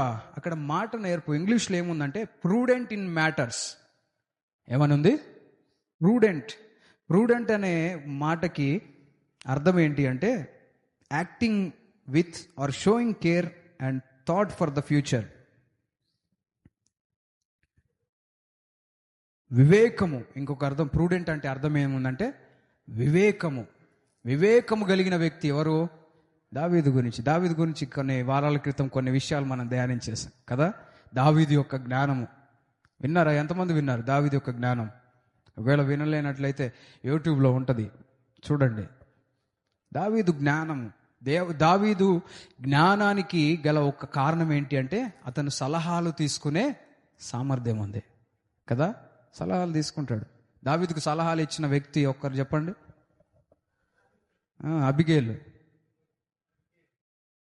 అబిగేల్ కదా. అబిగేల్ సలహా ఇచ్చింది, అయ్యా ఎందుకయ్యా నా భర్తను వేసేసి ఎందుకు ఈ దేవుని దృష్టిలో తప్పు చేస్తావు అనగానే ఏం చేసిండో తెలుసా? కత్తి తీసి అబిగేల్ వేసేసిండా? కొంతమంది వేసేసి నాకు చెప్తావు అంత ధైర్యమా నీకు అని వాళ్ళు వేసేస్తారు. కాదు, ఈయన ఏం చేసిండో తెలుసా? దేవుడు నిన్ను నాకు ఈ మాటలు చెప్పడానికి పంపించాడు. కోపంలో నీ భర్తను చంపేసి దేవుని దృష్టికి నేను తప్పు చేసేవాడిని, కానీ దేవుడు నన్ను సరి చేయడానికి నిన్ను పంపించాడు. నువ్వు ఇచ్చిన సలహా చాలా ఉన్నతమైనదని అభినందించడము, దీవించడం మనం చూస్తూ ఉన్నాం. హల్లెలూయా. ప్రూడెంట్ ఇన్ మ్యాటర్స్ అంటే పరిస్థితుల్లో ప్రూడెంట్ అంటే వివేకము కలిగి ప్రవర్తించేవాడు. వివేకము లేక చాలా మంది జీవిస్తూ ఉన్నారు. దావీదు వివేకము కలిగి సలహాలు తీసుకోవాలి. ఫ్యూచర్ గురించి ఆలోచన కూడా చేయాలి. హల్లెలూయా. Prudent in matters. ఇంకేముందంటే సెన్సిబుల్,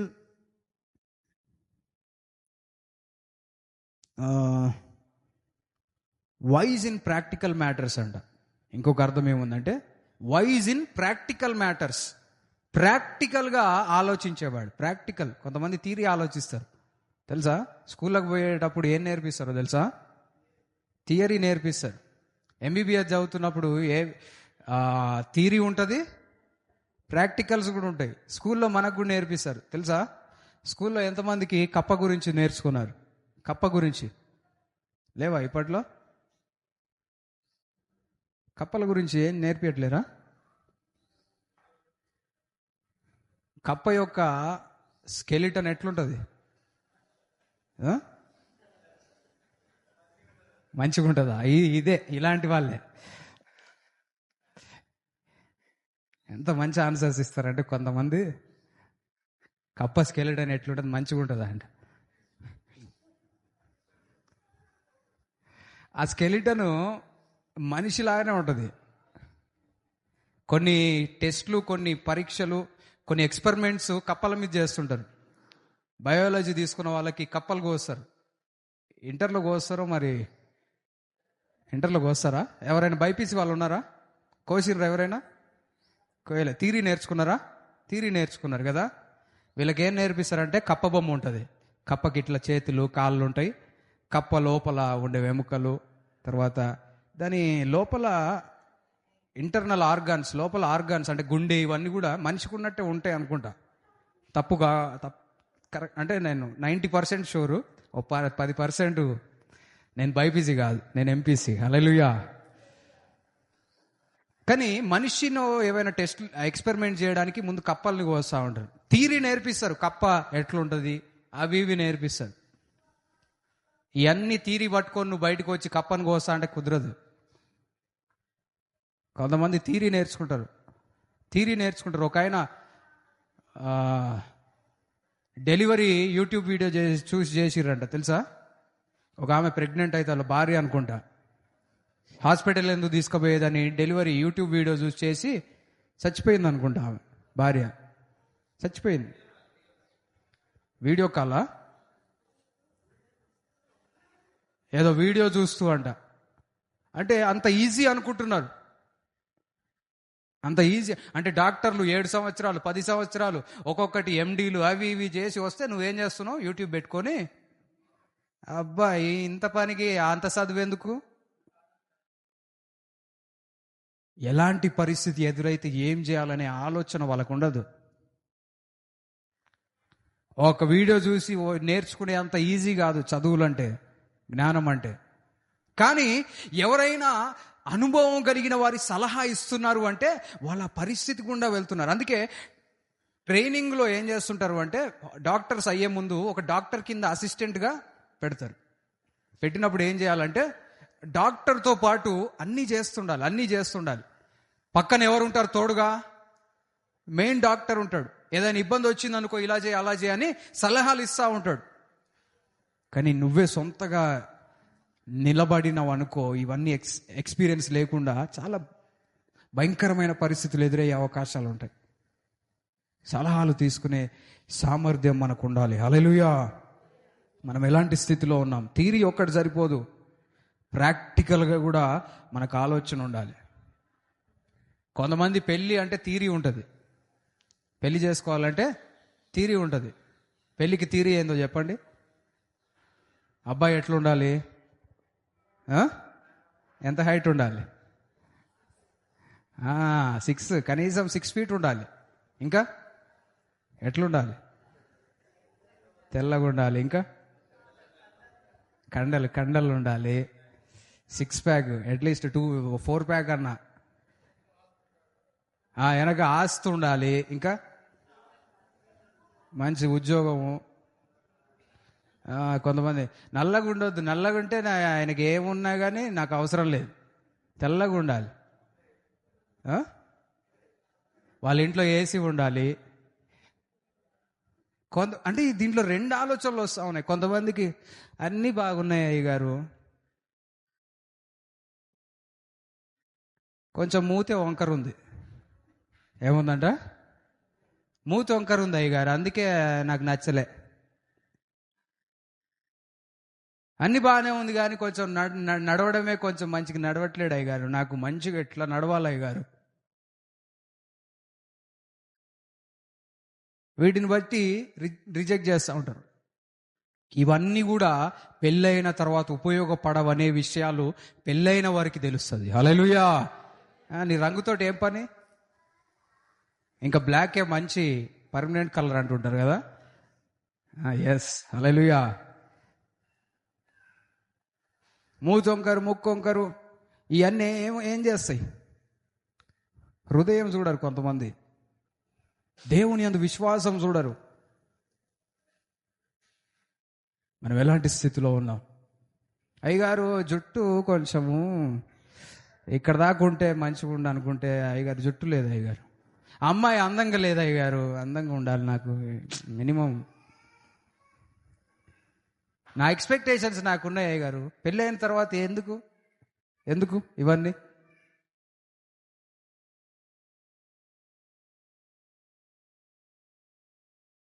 కొంతమంది పెళ్లి చేసుకునేటప్పుడు అందంగా ఉందని చేసుకుంటారు. అందంగా ఎట్లా? ఓ జింకలాగా ఉందనుకుంటారు. పెళ్ళి అయిన తర్వాత బుస్సున పాము లేస్తుంది. అప్పుడు తెలుస్తుంది నేను పెళ్లి చేసుకుంది జింకను కాదు, బుస్ అంటుంటుంది. బయటికి వెళ్దామంటే బుస్.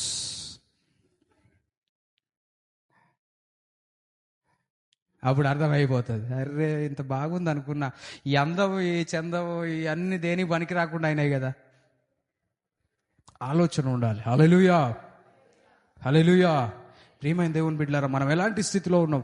కొన్ని విషయములు జ్ఞానము కలిగి మనం ఆలోచించాలి. నాకు ఇంకా పెళ్లి కాలే, కానీ పెళ్ళైన వాళ్ళని ఎంతోమంది చూస్తూ ఉన్నాం, విడిపోయిన వాళ్ళని కలపడానికి ప్రయత్నం చేస్తూ ఉంటాం.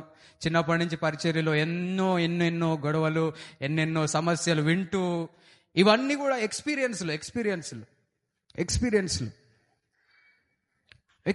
కొంతమంది పెళ్ళి అయ్యేదాకా కొన్ని విషయాలు తెలియదు, కానీ ఎవరైనా చెప్తున్నప్పుడు వింటే నువ్వు ముందుగానే నేను సరి చేసుకోవడానికి అవకాశం ఉంటుంది.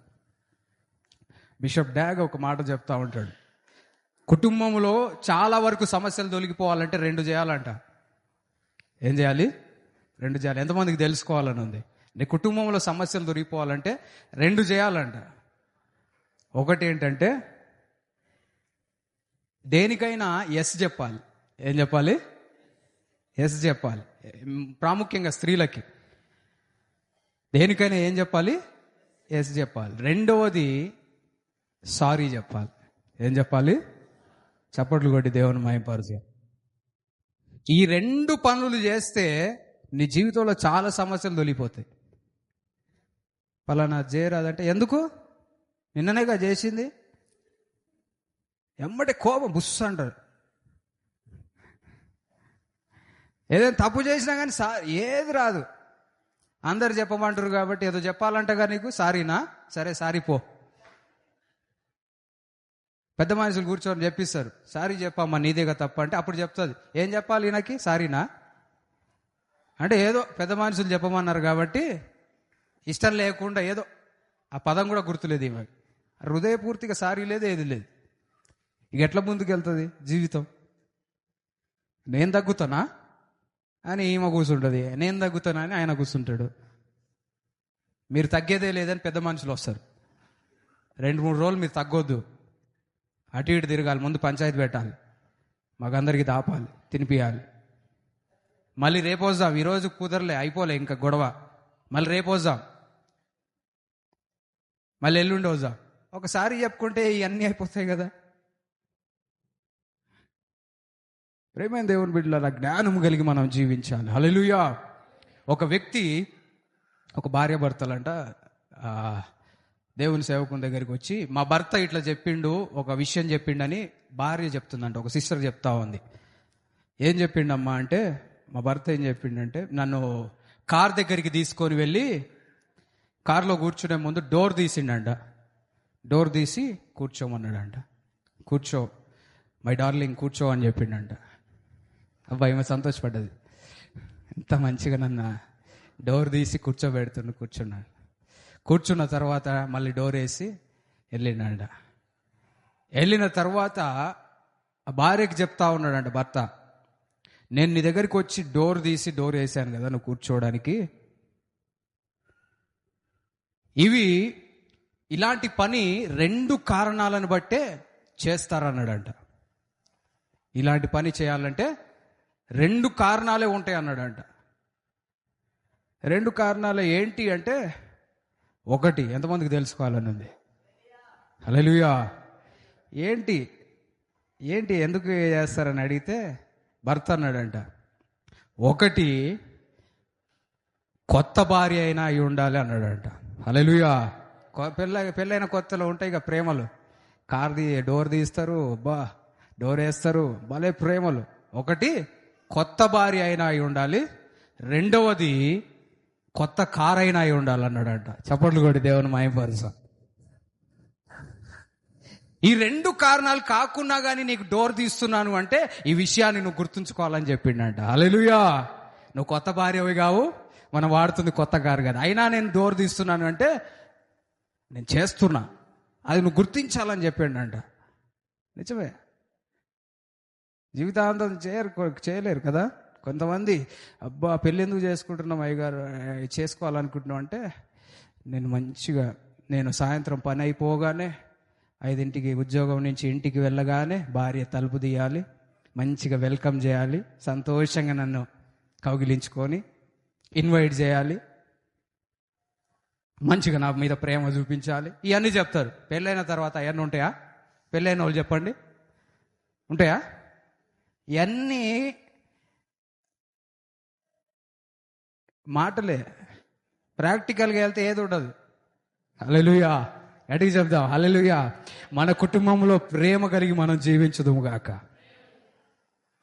ప్రాక్టికల్గా ఆలోచించాలి. ప్రాక్టికల్గా పెళ్ళి ఎందుకు అనేది ఆలోచించాలి. నీ ఆశలు, నీ ఆలోచనలు కొన్ని తప్పుడు మార్గంలో వెళ్లకుండా ఉండడానికి నిర్ణయాలు తీసుకోవాలి. దావీదు చూస్తా ఉన్నాం. దావీదు ప్రూడెంట్ ఇన్ మ్యాటర్స్ అంట, జ్ఞానము కలిగి అతను జీవించడం మనం చూస్తా ఉన్నాం. తర్వాత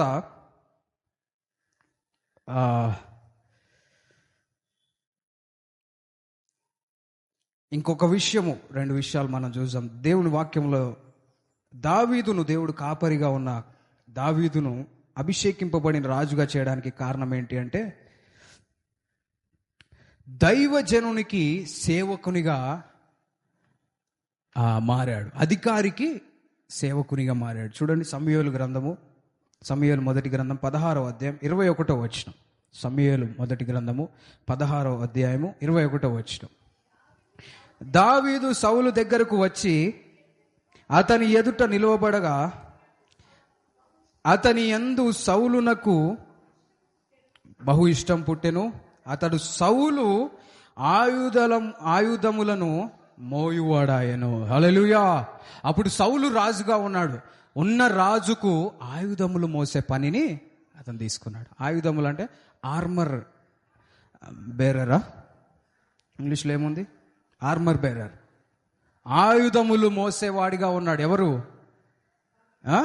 దావీదు. ఆయుధములు మోస్తున్నాడు అంటే పని చేస్తా ఉన్నాడు. పని చేసే వాళ్ళంగా ఉండాలి. దేవుని సేవకులకు మనము సేవ చేసే వాళ్ళంగా ఉండాలి.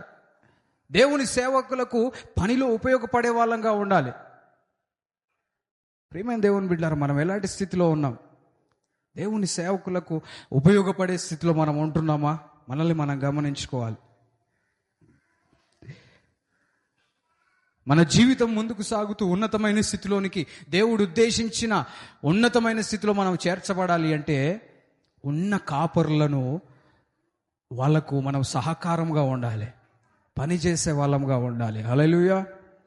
మనం ఎలాంటి స్థితిలో ఉన్నాం? పని చేసే వాళ్ళంగా ఉన్నామా? పని చేసే వాళ్ళంగా ఉన్నామా? మోషే దగ్గర పనివానిగా ఎవరున్నారు అంటే యెహోషువ ఉన్నాడు. యెహోషువ ఏం చేసేవాడు? మోషేకు పరిచారం చేసేవాడు. అందుకే మోషే తర్వాత దేవుడిని ఎవరిని నిలబెట్టాడంటే యెహోషువ నిలబెట్టాడు. ఏలియా దగ్గర పరిచారకునిగా, ఏలియాకు సహకారంగా ఎవరున్నారు అంటే ఎలీషా ప్రవక్త. అందుకే దేవుడు ఎలీషాను ప్రవక్తగా నిలబెట్టాడు. హల్లెలూయా.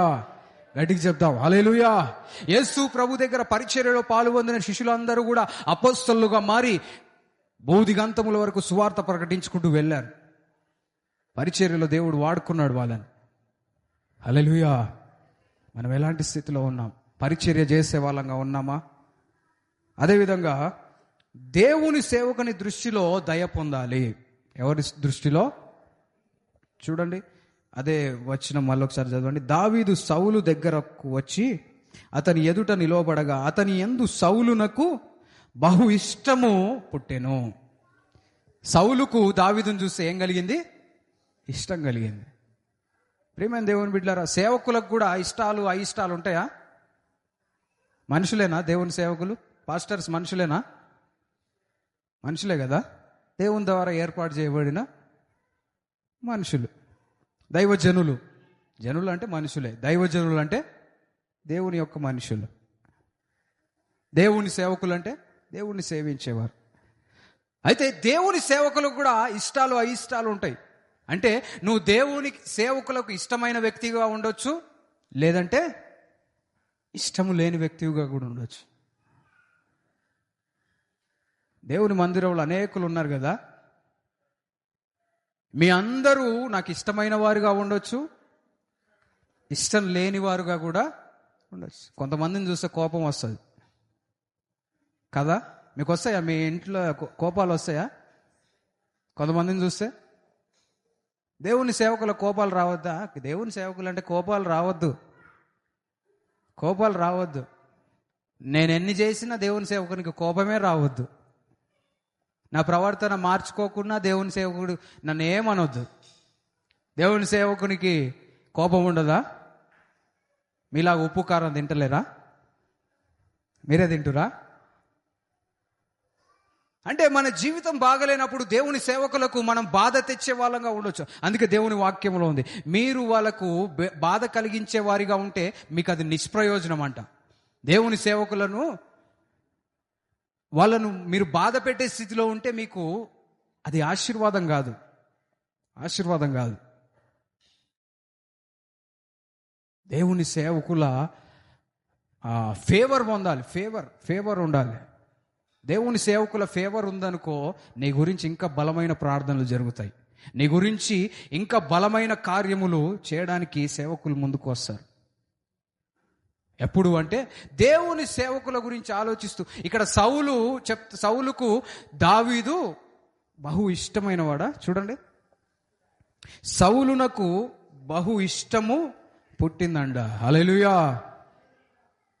సౌలుకు దావీదును చూసి ఏం పుట్టింది? కష్టమా, కోపమా, ద్వేషమా? ఏం పుట్టింది? ఇష్టం పుట్టింది. దేవుని సేవకులకు నువ్వంటే ఇష్టం ఉండాలి. హల్లెలూయా. మీ అందరంటే నాకు ఇష్టమే, కానీ ఆ ఇష్టమును కాపాడుకుంటూ ఇంకా ఇష్టమైన వారుగా ఉండాలి అంటే నీ యొక్క ఆలోచన, నీ యొక్క ప్రవర్తన ఉంటుంది. హల్లెలూయా. ప్రియమైన దేవుని బిడ్డలారా, మనమందరం కూడా దేవునికి, దేవుని సేవకులకి ఇష్టమైన వారంగా ఉందుముగాక. దేవుని సేవకులను సంతోషపెట్టే వాళ్ళంగా ఉండాలి. దేవుని మందిరంలో ఏదైనా కార్యం చేస్తున్నావు అంటే నీకు ఇంకోసారి పని చెప్పేటట్టు ఉండాలి. దేవుని మందిరంలో ఏదైనా చేస్తున్నావు అంటే దేవుని సేవకులకు సంతోషం అనిపించాలి. ఏదో కొంతమంది చేస్తారు, కానీ ఎట్లా చేస్తారు? వాళ్ళని చూస్తే మనకు బాధ అవుతుంది, అరే ఎందుకులే ఇలా పని చెప్పేదని. ఒకసారి రీసెంట్గా ఒక మీటింగ్కి వెళ్ళినాం, కొంతమందిని తీసుకొని వెళ్ళినా నేను. ఎక్కడికైనా వెళ్ళేటప్పుడు మందిరంలో ఉన్న వాళ్ళని కూడా తీసుకుపోవాలని ఆశ నాకు ఉంటుంది. అందుకని ఖర్చు అయినా, పని అయినా, ప్రయాస అయినా కానీ నేను ఇవన్నీ ఆలోచించకుండా కొన్ని చేస్తూ ఉంటా. ఆ పని అయిపోయిన తర్వాత వచ్చి, అయ్యగారు మొన్న మీటింగ్కి వెళ్ళిన కాడి నుంచి నాకు చేతులు గుంజుతున్నాయి అంటాడు. ఏందంట? మీటింగ్కి వెళ్ళి వచ్చిన కాడి నుంచి చేతులు. అమ్మ, మీటింగ్కి నడిచినాం కదా, చేతులు ఎందుకు గుంజుతున్నాయి? ఏమో అయ్యగారు, ఎట్లా అనిపిస్తుంది అయ్యగారు. ఆ మీటింగ్కి వెళ్ళిన వాళ్ళు ముసలోళ్ళు ఉన్నారు, ముతకోళ్ళు ఉన్నారు, వాళ్ళకి ఏమీ లేదు, ఒకరికి మాత్రం ఇబ్బంది అంట. అంటే ఎందుకు చెప్తున్నానంటే, ఇట్లా చెప్పినప్పుడు ఇంకొకసారి తీసుకుపోవడానికి ఆలోచన వస్తుందా? ఏదైనా పని చెప్పంగానే అది ఇది చెప్తా ఉన్నారు అనుకో, వీళ్ళకి ఇష్టం లేదులే అనిపిస్తుంది, అవునా కదా? కానీ ఇష్టంగా ఉన్నప్పుడు కొన్నిసార్లు కష్టమైన చెప్పం కదా, కష్టమైన భరిస్తాం. హల్లెలూయా. దేవుని బిడ్డలముగా మనం చేసే పని ఏ విధంగా చేస్తున్నావు అనే దాన్ని బట్టి నీ యొక్క ఆలోచన, నీ యొక్క బిహేవియర్ అనేది రిఫ్లెక్ట్ అవుతుంటుంది.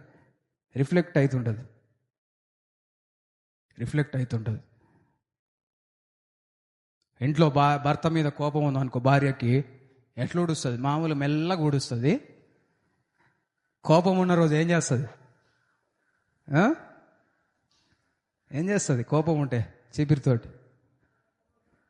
మా కోపమే రాదు అయ్యగారు, ఎంత మంచిగా పెట్టిర్రో మొహాలు. మాకేం తెలుసు అయ్యగారు, మా చీపిరి మేము మంచినే ఊడుస్తాం. బాగా గబగబా ఊడుస్తుంటారు. ఇక ఆ టెన్షన్ అర్థం కావాలి ఎవరికి? భర్తకి. నేను ఎంత కోపంలో ఉన్నా ఆ చీపిరి అట్టేస్తుంది, చెత్త చాట ఇంకో సైడ్ వేస్తుంది, లేనిపోని అన్నీ అంటూ ఉంటుంది. అప్పుడు మనకేమర్థమవుతుంది? ఇంట్లో పరిస్థితి ఇంట్రెస్ట్గా చేస్తే ఆలోచన మంచిగా ఉంటుంది. నువ్వు ఎంత ఇల్లుకినా కానీ సంతోషం లేకుండా కూర్చునేదానికంటే మురికింట్లో ఆ మురికి బండల మీద కూర్చోవడం బెటర్. హల్లెలూయా. మనమందరం జ్ఞానం కలిగి జీవించుదుముగాక. దేవుని సేవకులకు సంతోషం తెచ్చే వారముగా మనం వేస్తున్నామో ఉందుముగాక. మనం ఎలాంటి స్థితిలో ఉన్నాం? అదేవిధంగా దావీదు గురించి మనం జ్ఞాపకం చేసుకున్నట్లయితే చూడండి, అతను ప్రఖ్యాతి పొందిన వ్యక్తిగా మనం చూస్తూ ఉన్నాం. ఏంటి ప్రఖ్యాతి పొందిన వ్యక్తి? సమూయేలు మొదటి గ్రంథము 16వ అధ్యాయం 23వ వచనం. సమూయేలు మొదటి గ్రంథము 16వ అధ్యాయం 23వ వచనం. దేవుని యొద్ద నుండి దురాత్మ వచ్చి సౌలును పట్టినప్పుడెల్లా దావీదు సితారా చేత పట్టుకొని వాయింపగా దురాత్మ అతనిని విడిచిపోయెను. హల్లెలూయా, గట్టిగా చెప్దాం హల్లెలూయా. అతని పనిలో నైపుణ్యత ఉంది. సితార వాయించాలి అంటే ఎవరు అంట? ఎవరు ఫేమస్? దావీదును పిలుస్తారు. ఎందుకో తెలుసా? ఆయన సితార వాయిస్తే ఏం పోతాయి? దెయ్యాలు వెళ్ళిపోతాయి. హల్లెలూయా. నీలో ఉన్న దెయ్యాలు పోవాలంటే ఏం చేయాలో తెలుసా? సితార వాయించాలా? కొన్నిసార్లు ఆరాధనలో నువ్వు ఉండాలి, పాటలతో దేవుని మహిమపరిచే సమయంలో నువ్వు ఉండాలి, దేవుని వాక్య సమయంలో నువ్వు ఉండాలి, అన్ని స్థితులలో నువ్వు ఉండాలి. దేవుని మందిర కార్యక్రమంలో ఉంటున్నప్పుడు నీలో నుంచి దురాత్మలు వెళ్ళిపోతాయి. మనలో ఉన్న దురాత్మలు యేసు నామములో తొలగిపోవును గాక. ఈయన సితార వాయించగానే సౌలులో ఉన్న దురాత్మలన్నీ వెళ్ళిపోతా ఉన్నాయి. కొన్ని మ్యూజిక్లు వింటే ఏమవుతుందో తెలుసా? పోయిన దురాత్మలన్నీ. అందుకే అయ్యగారు సినిమా మ్యూజిక్ అంటే నాకు ప్రాణం. సినిమా పాటలు లేనిది నేను ఉండలేను. ఎట్లా? సినిమా పాటల నుంచి బయటికి రావాలి. సినిమా ఇవి వింటుంటే ఏమవుతుందో తెలుసా? దురాత్మలు వచ్చి కార్యాలు చేస్తాయి. నువ్వు ఆ రోజు చేయాలనుకునేవి చేయలేవు, చేయొద్దు అనుకునేవి కూడా చేసే అవకాశాలు ఉంటాయి. ఎంతమంది సినిమా పాటలు వింటారు? కొంతమంది చేతులు ఎత్తుదామా వద్దా అనుకుంటున్నారు. జనరల్గా వింటుంటారు కదా. ఒకనొక టైంలో నేను కూడా వినేది. ఇట్లా చెప్తే కానీ అయ్యగారు కూడా విన్నాడు అంటలే, అప్పుడు ధైర్యం వస్తుంది. నేనేంది అయ్యగారు కూడా విన్నాడులే చెప్పేసి అయిపోద్ది అని బయటపడతాను. అందుకని నువ్వు కొన్ని చెప్తా ఉంటా, మ్యాక్సిమం చెప్పడానికే ప్రయత్నం చేస్తూ ఉంటాం. కానీ మెల్లగా వాటి నుంచి బయటపడడానికి ఆలోచన కలిగి ఉండాలి. దాన్ని దేవుని స్పిరిచువల్ మ్యూజిక్ తోటి రీప్లేస్ చేయాలి. దేవుని పాటలు వింటున్నప్పుడు దేవునిలో బలపడడానికి అవకాశం ఉంటుంది. సినిమా పాటలేను వాళ్ళెమ్మడి తిరుగుదాం, వీళ్ళెమ్మడి తిరుగుదాం, వాడిని కొడదాం, వీడిని కొడదాం, వీటి అన్నిటికీ ప్రోత్సాహం వస్తుంది. ప్రేమ దేవుని బిడ్డలారా, మనం ఎలాంటి స్థితిలో ఉన్నాం? చివరిగా ఒక విషయం ఏంటి అంటే, దావీదు ఒక మంచి కాపరిగా ఉన్నాడు. సమూయేలు మొదటి గ్రంథం 17వ అధ్యాయం 20వ వచనం చూడండి. సమూయేలు మొదటి గ్రంథం 17వ అధ్యాయం 20వ వచనం. దావీదు ఉదయమున లేచి ఒక కాపరికి గొర్రెలను అప్పగించి, స్తోత్రం హల్లెలూయా. దావీదు ఏం చేస్తున్నాడు అంటే, అతనికి ఉన్న గొర్రెలను ఒక కాపరికి అప్పగించాడు. గొర్రెలను తీసుకుపోవడం, గొర్రెల గురించి ఒక బాధ్యత వహించాడు. నువ్వు బాధ్యత వహించే స్థితిలో ఉండాలి. హల్లెలూయా. ఒక బాధ్యతతో నువ్వు వెళ్తున్నప్పుడు దేవుడు నిన్ను ఉన్నతమైన స్థితిలో నిలబెట్టడానికి అవకాశం ఉంటుంది. దావీదు దేవుణ్ణి కాపరితో పోల్చాడు కదా. యెహోవా నా కాపరి, నాకు లేమి కలగదు. ఎందుకంటే ఆయన కూడా ఒక కాపరి. ఒక కాపరి గొర్రెల గురించి ఎలా ఆలోచిస్తాడో అతనికి తెలుసు. యెహోవా నాకు కాపరి, ఆయన గొర్రెలకు మంచి కాపరి అని యేసు ప్రభు ఆయన గురించి ఆయన చెప్పాడు. ప్రేమైన దేవుని బిడ్డలారా, మనం ఎలాంటి స్థితిలో ఉన్నాం? మనము కూడా వేరే వాళ్ళని రక్షణలోనికి నడిపించి వాళ్ళకు దేవుని వాక్యమును బోధించవచ్చు. దేవునిలో బలపరచడానికి మనం ఇష్టపడాలి. అనేకులను దేవునిలో బలపరచడానికి ఒక కాపరిలాగా మనము జీవించడానికి ఇష్టపడాలి. హల్లెలూయా. మనం ఎలాంటి స్థితిలో ఉన్నాం? ఇంకా అనేక విషయములు దేవుని వాక్యములు దావీదు గురించి ఉన్నాయి. దేవుని చిత్తం అయితే వచ్చే వారం మనం ధ్యానించుకుందాం. అందరూ లేచి నిలబడినట్లయితే ప్రార్థన చేసుకుందాం. దావీదు జీవితంలో కొన్ని శ్రేష్టమైన విషయములు మనం తెలుసుకున్నాం. హల్లెలూయా. ఎంతమంది దావీదులాగా ఉన్నతమైన స్థితిలో ఉండాలని ఆశ ఉంది? ఆశ ఉన్నవారు ఒక్కసారి చప్పట్లు కొట్టి దేవుని మహిమపరుద్దాం. ఆశ కలిగిన మనము ఆ స్థితిలోనికి చేరడానికి మనల్ని మనము మార్చుకోవాలి. మన జీవిత పరిస్థితులను మనం మార్చుకోవాలి. అందరం చేతులెత్తి ప్రార్థన చేద్దాం. యేసయ్యా, దావీదు గురించి కొన్ని విషయములు మేము తెలుసుకొని ఉన్నాం ప్రభువా. దావీదును ప్రభువా ఎవ్వరూ ఎన్నుకోలేదు. తన సొంత కుటుంబమే అతన్ని నిర్లక్ష్యము చేసినప్పుడు మీరు దావీదును ఏర్పాటు చేసుకున్నారు, దావీదును పిలుచుకున్నారు ప్రభువా.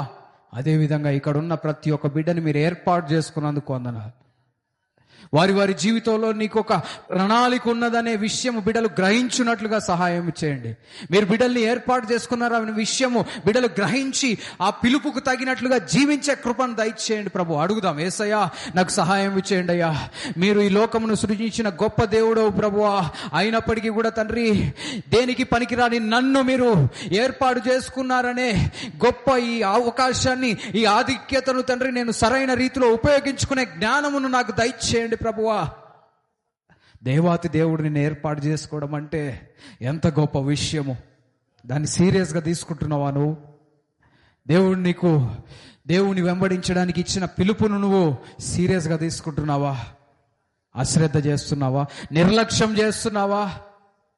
మనల్ని మనం పరీక్షించుకుందాం. మనం ఎలాంటి స్థితిలో ఉన్నాం? యేసయ్యా మాకు సహాయం చేయండి అయ్యా.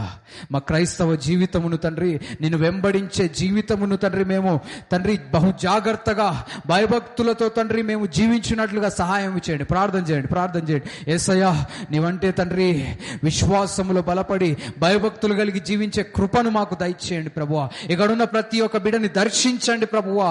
ఈ క్షణమే బిడ్డలను దర్శించండి ప్రభువా. నీ ఆత్మ కార్యము బిడ్డల హృదయంలో జరిగించండి.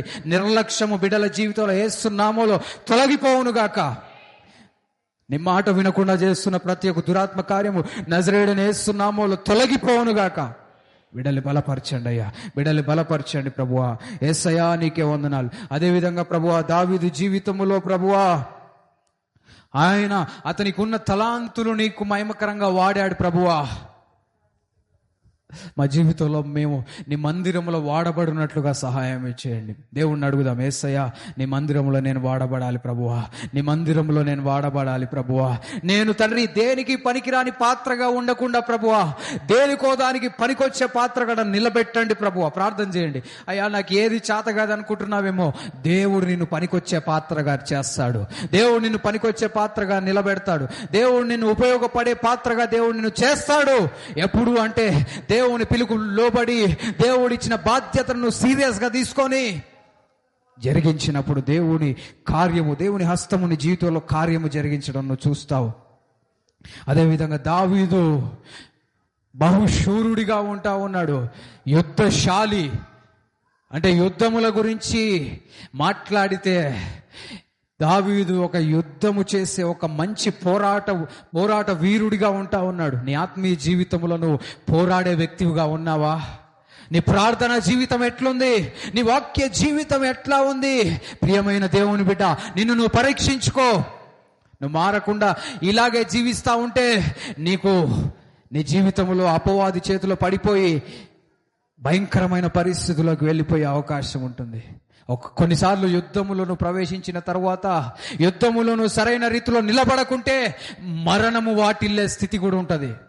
చనిపోయే పరిస్థితి కూడా వస్తుంది.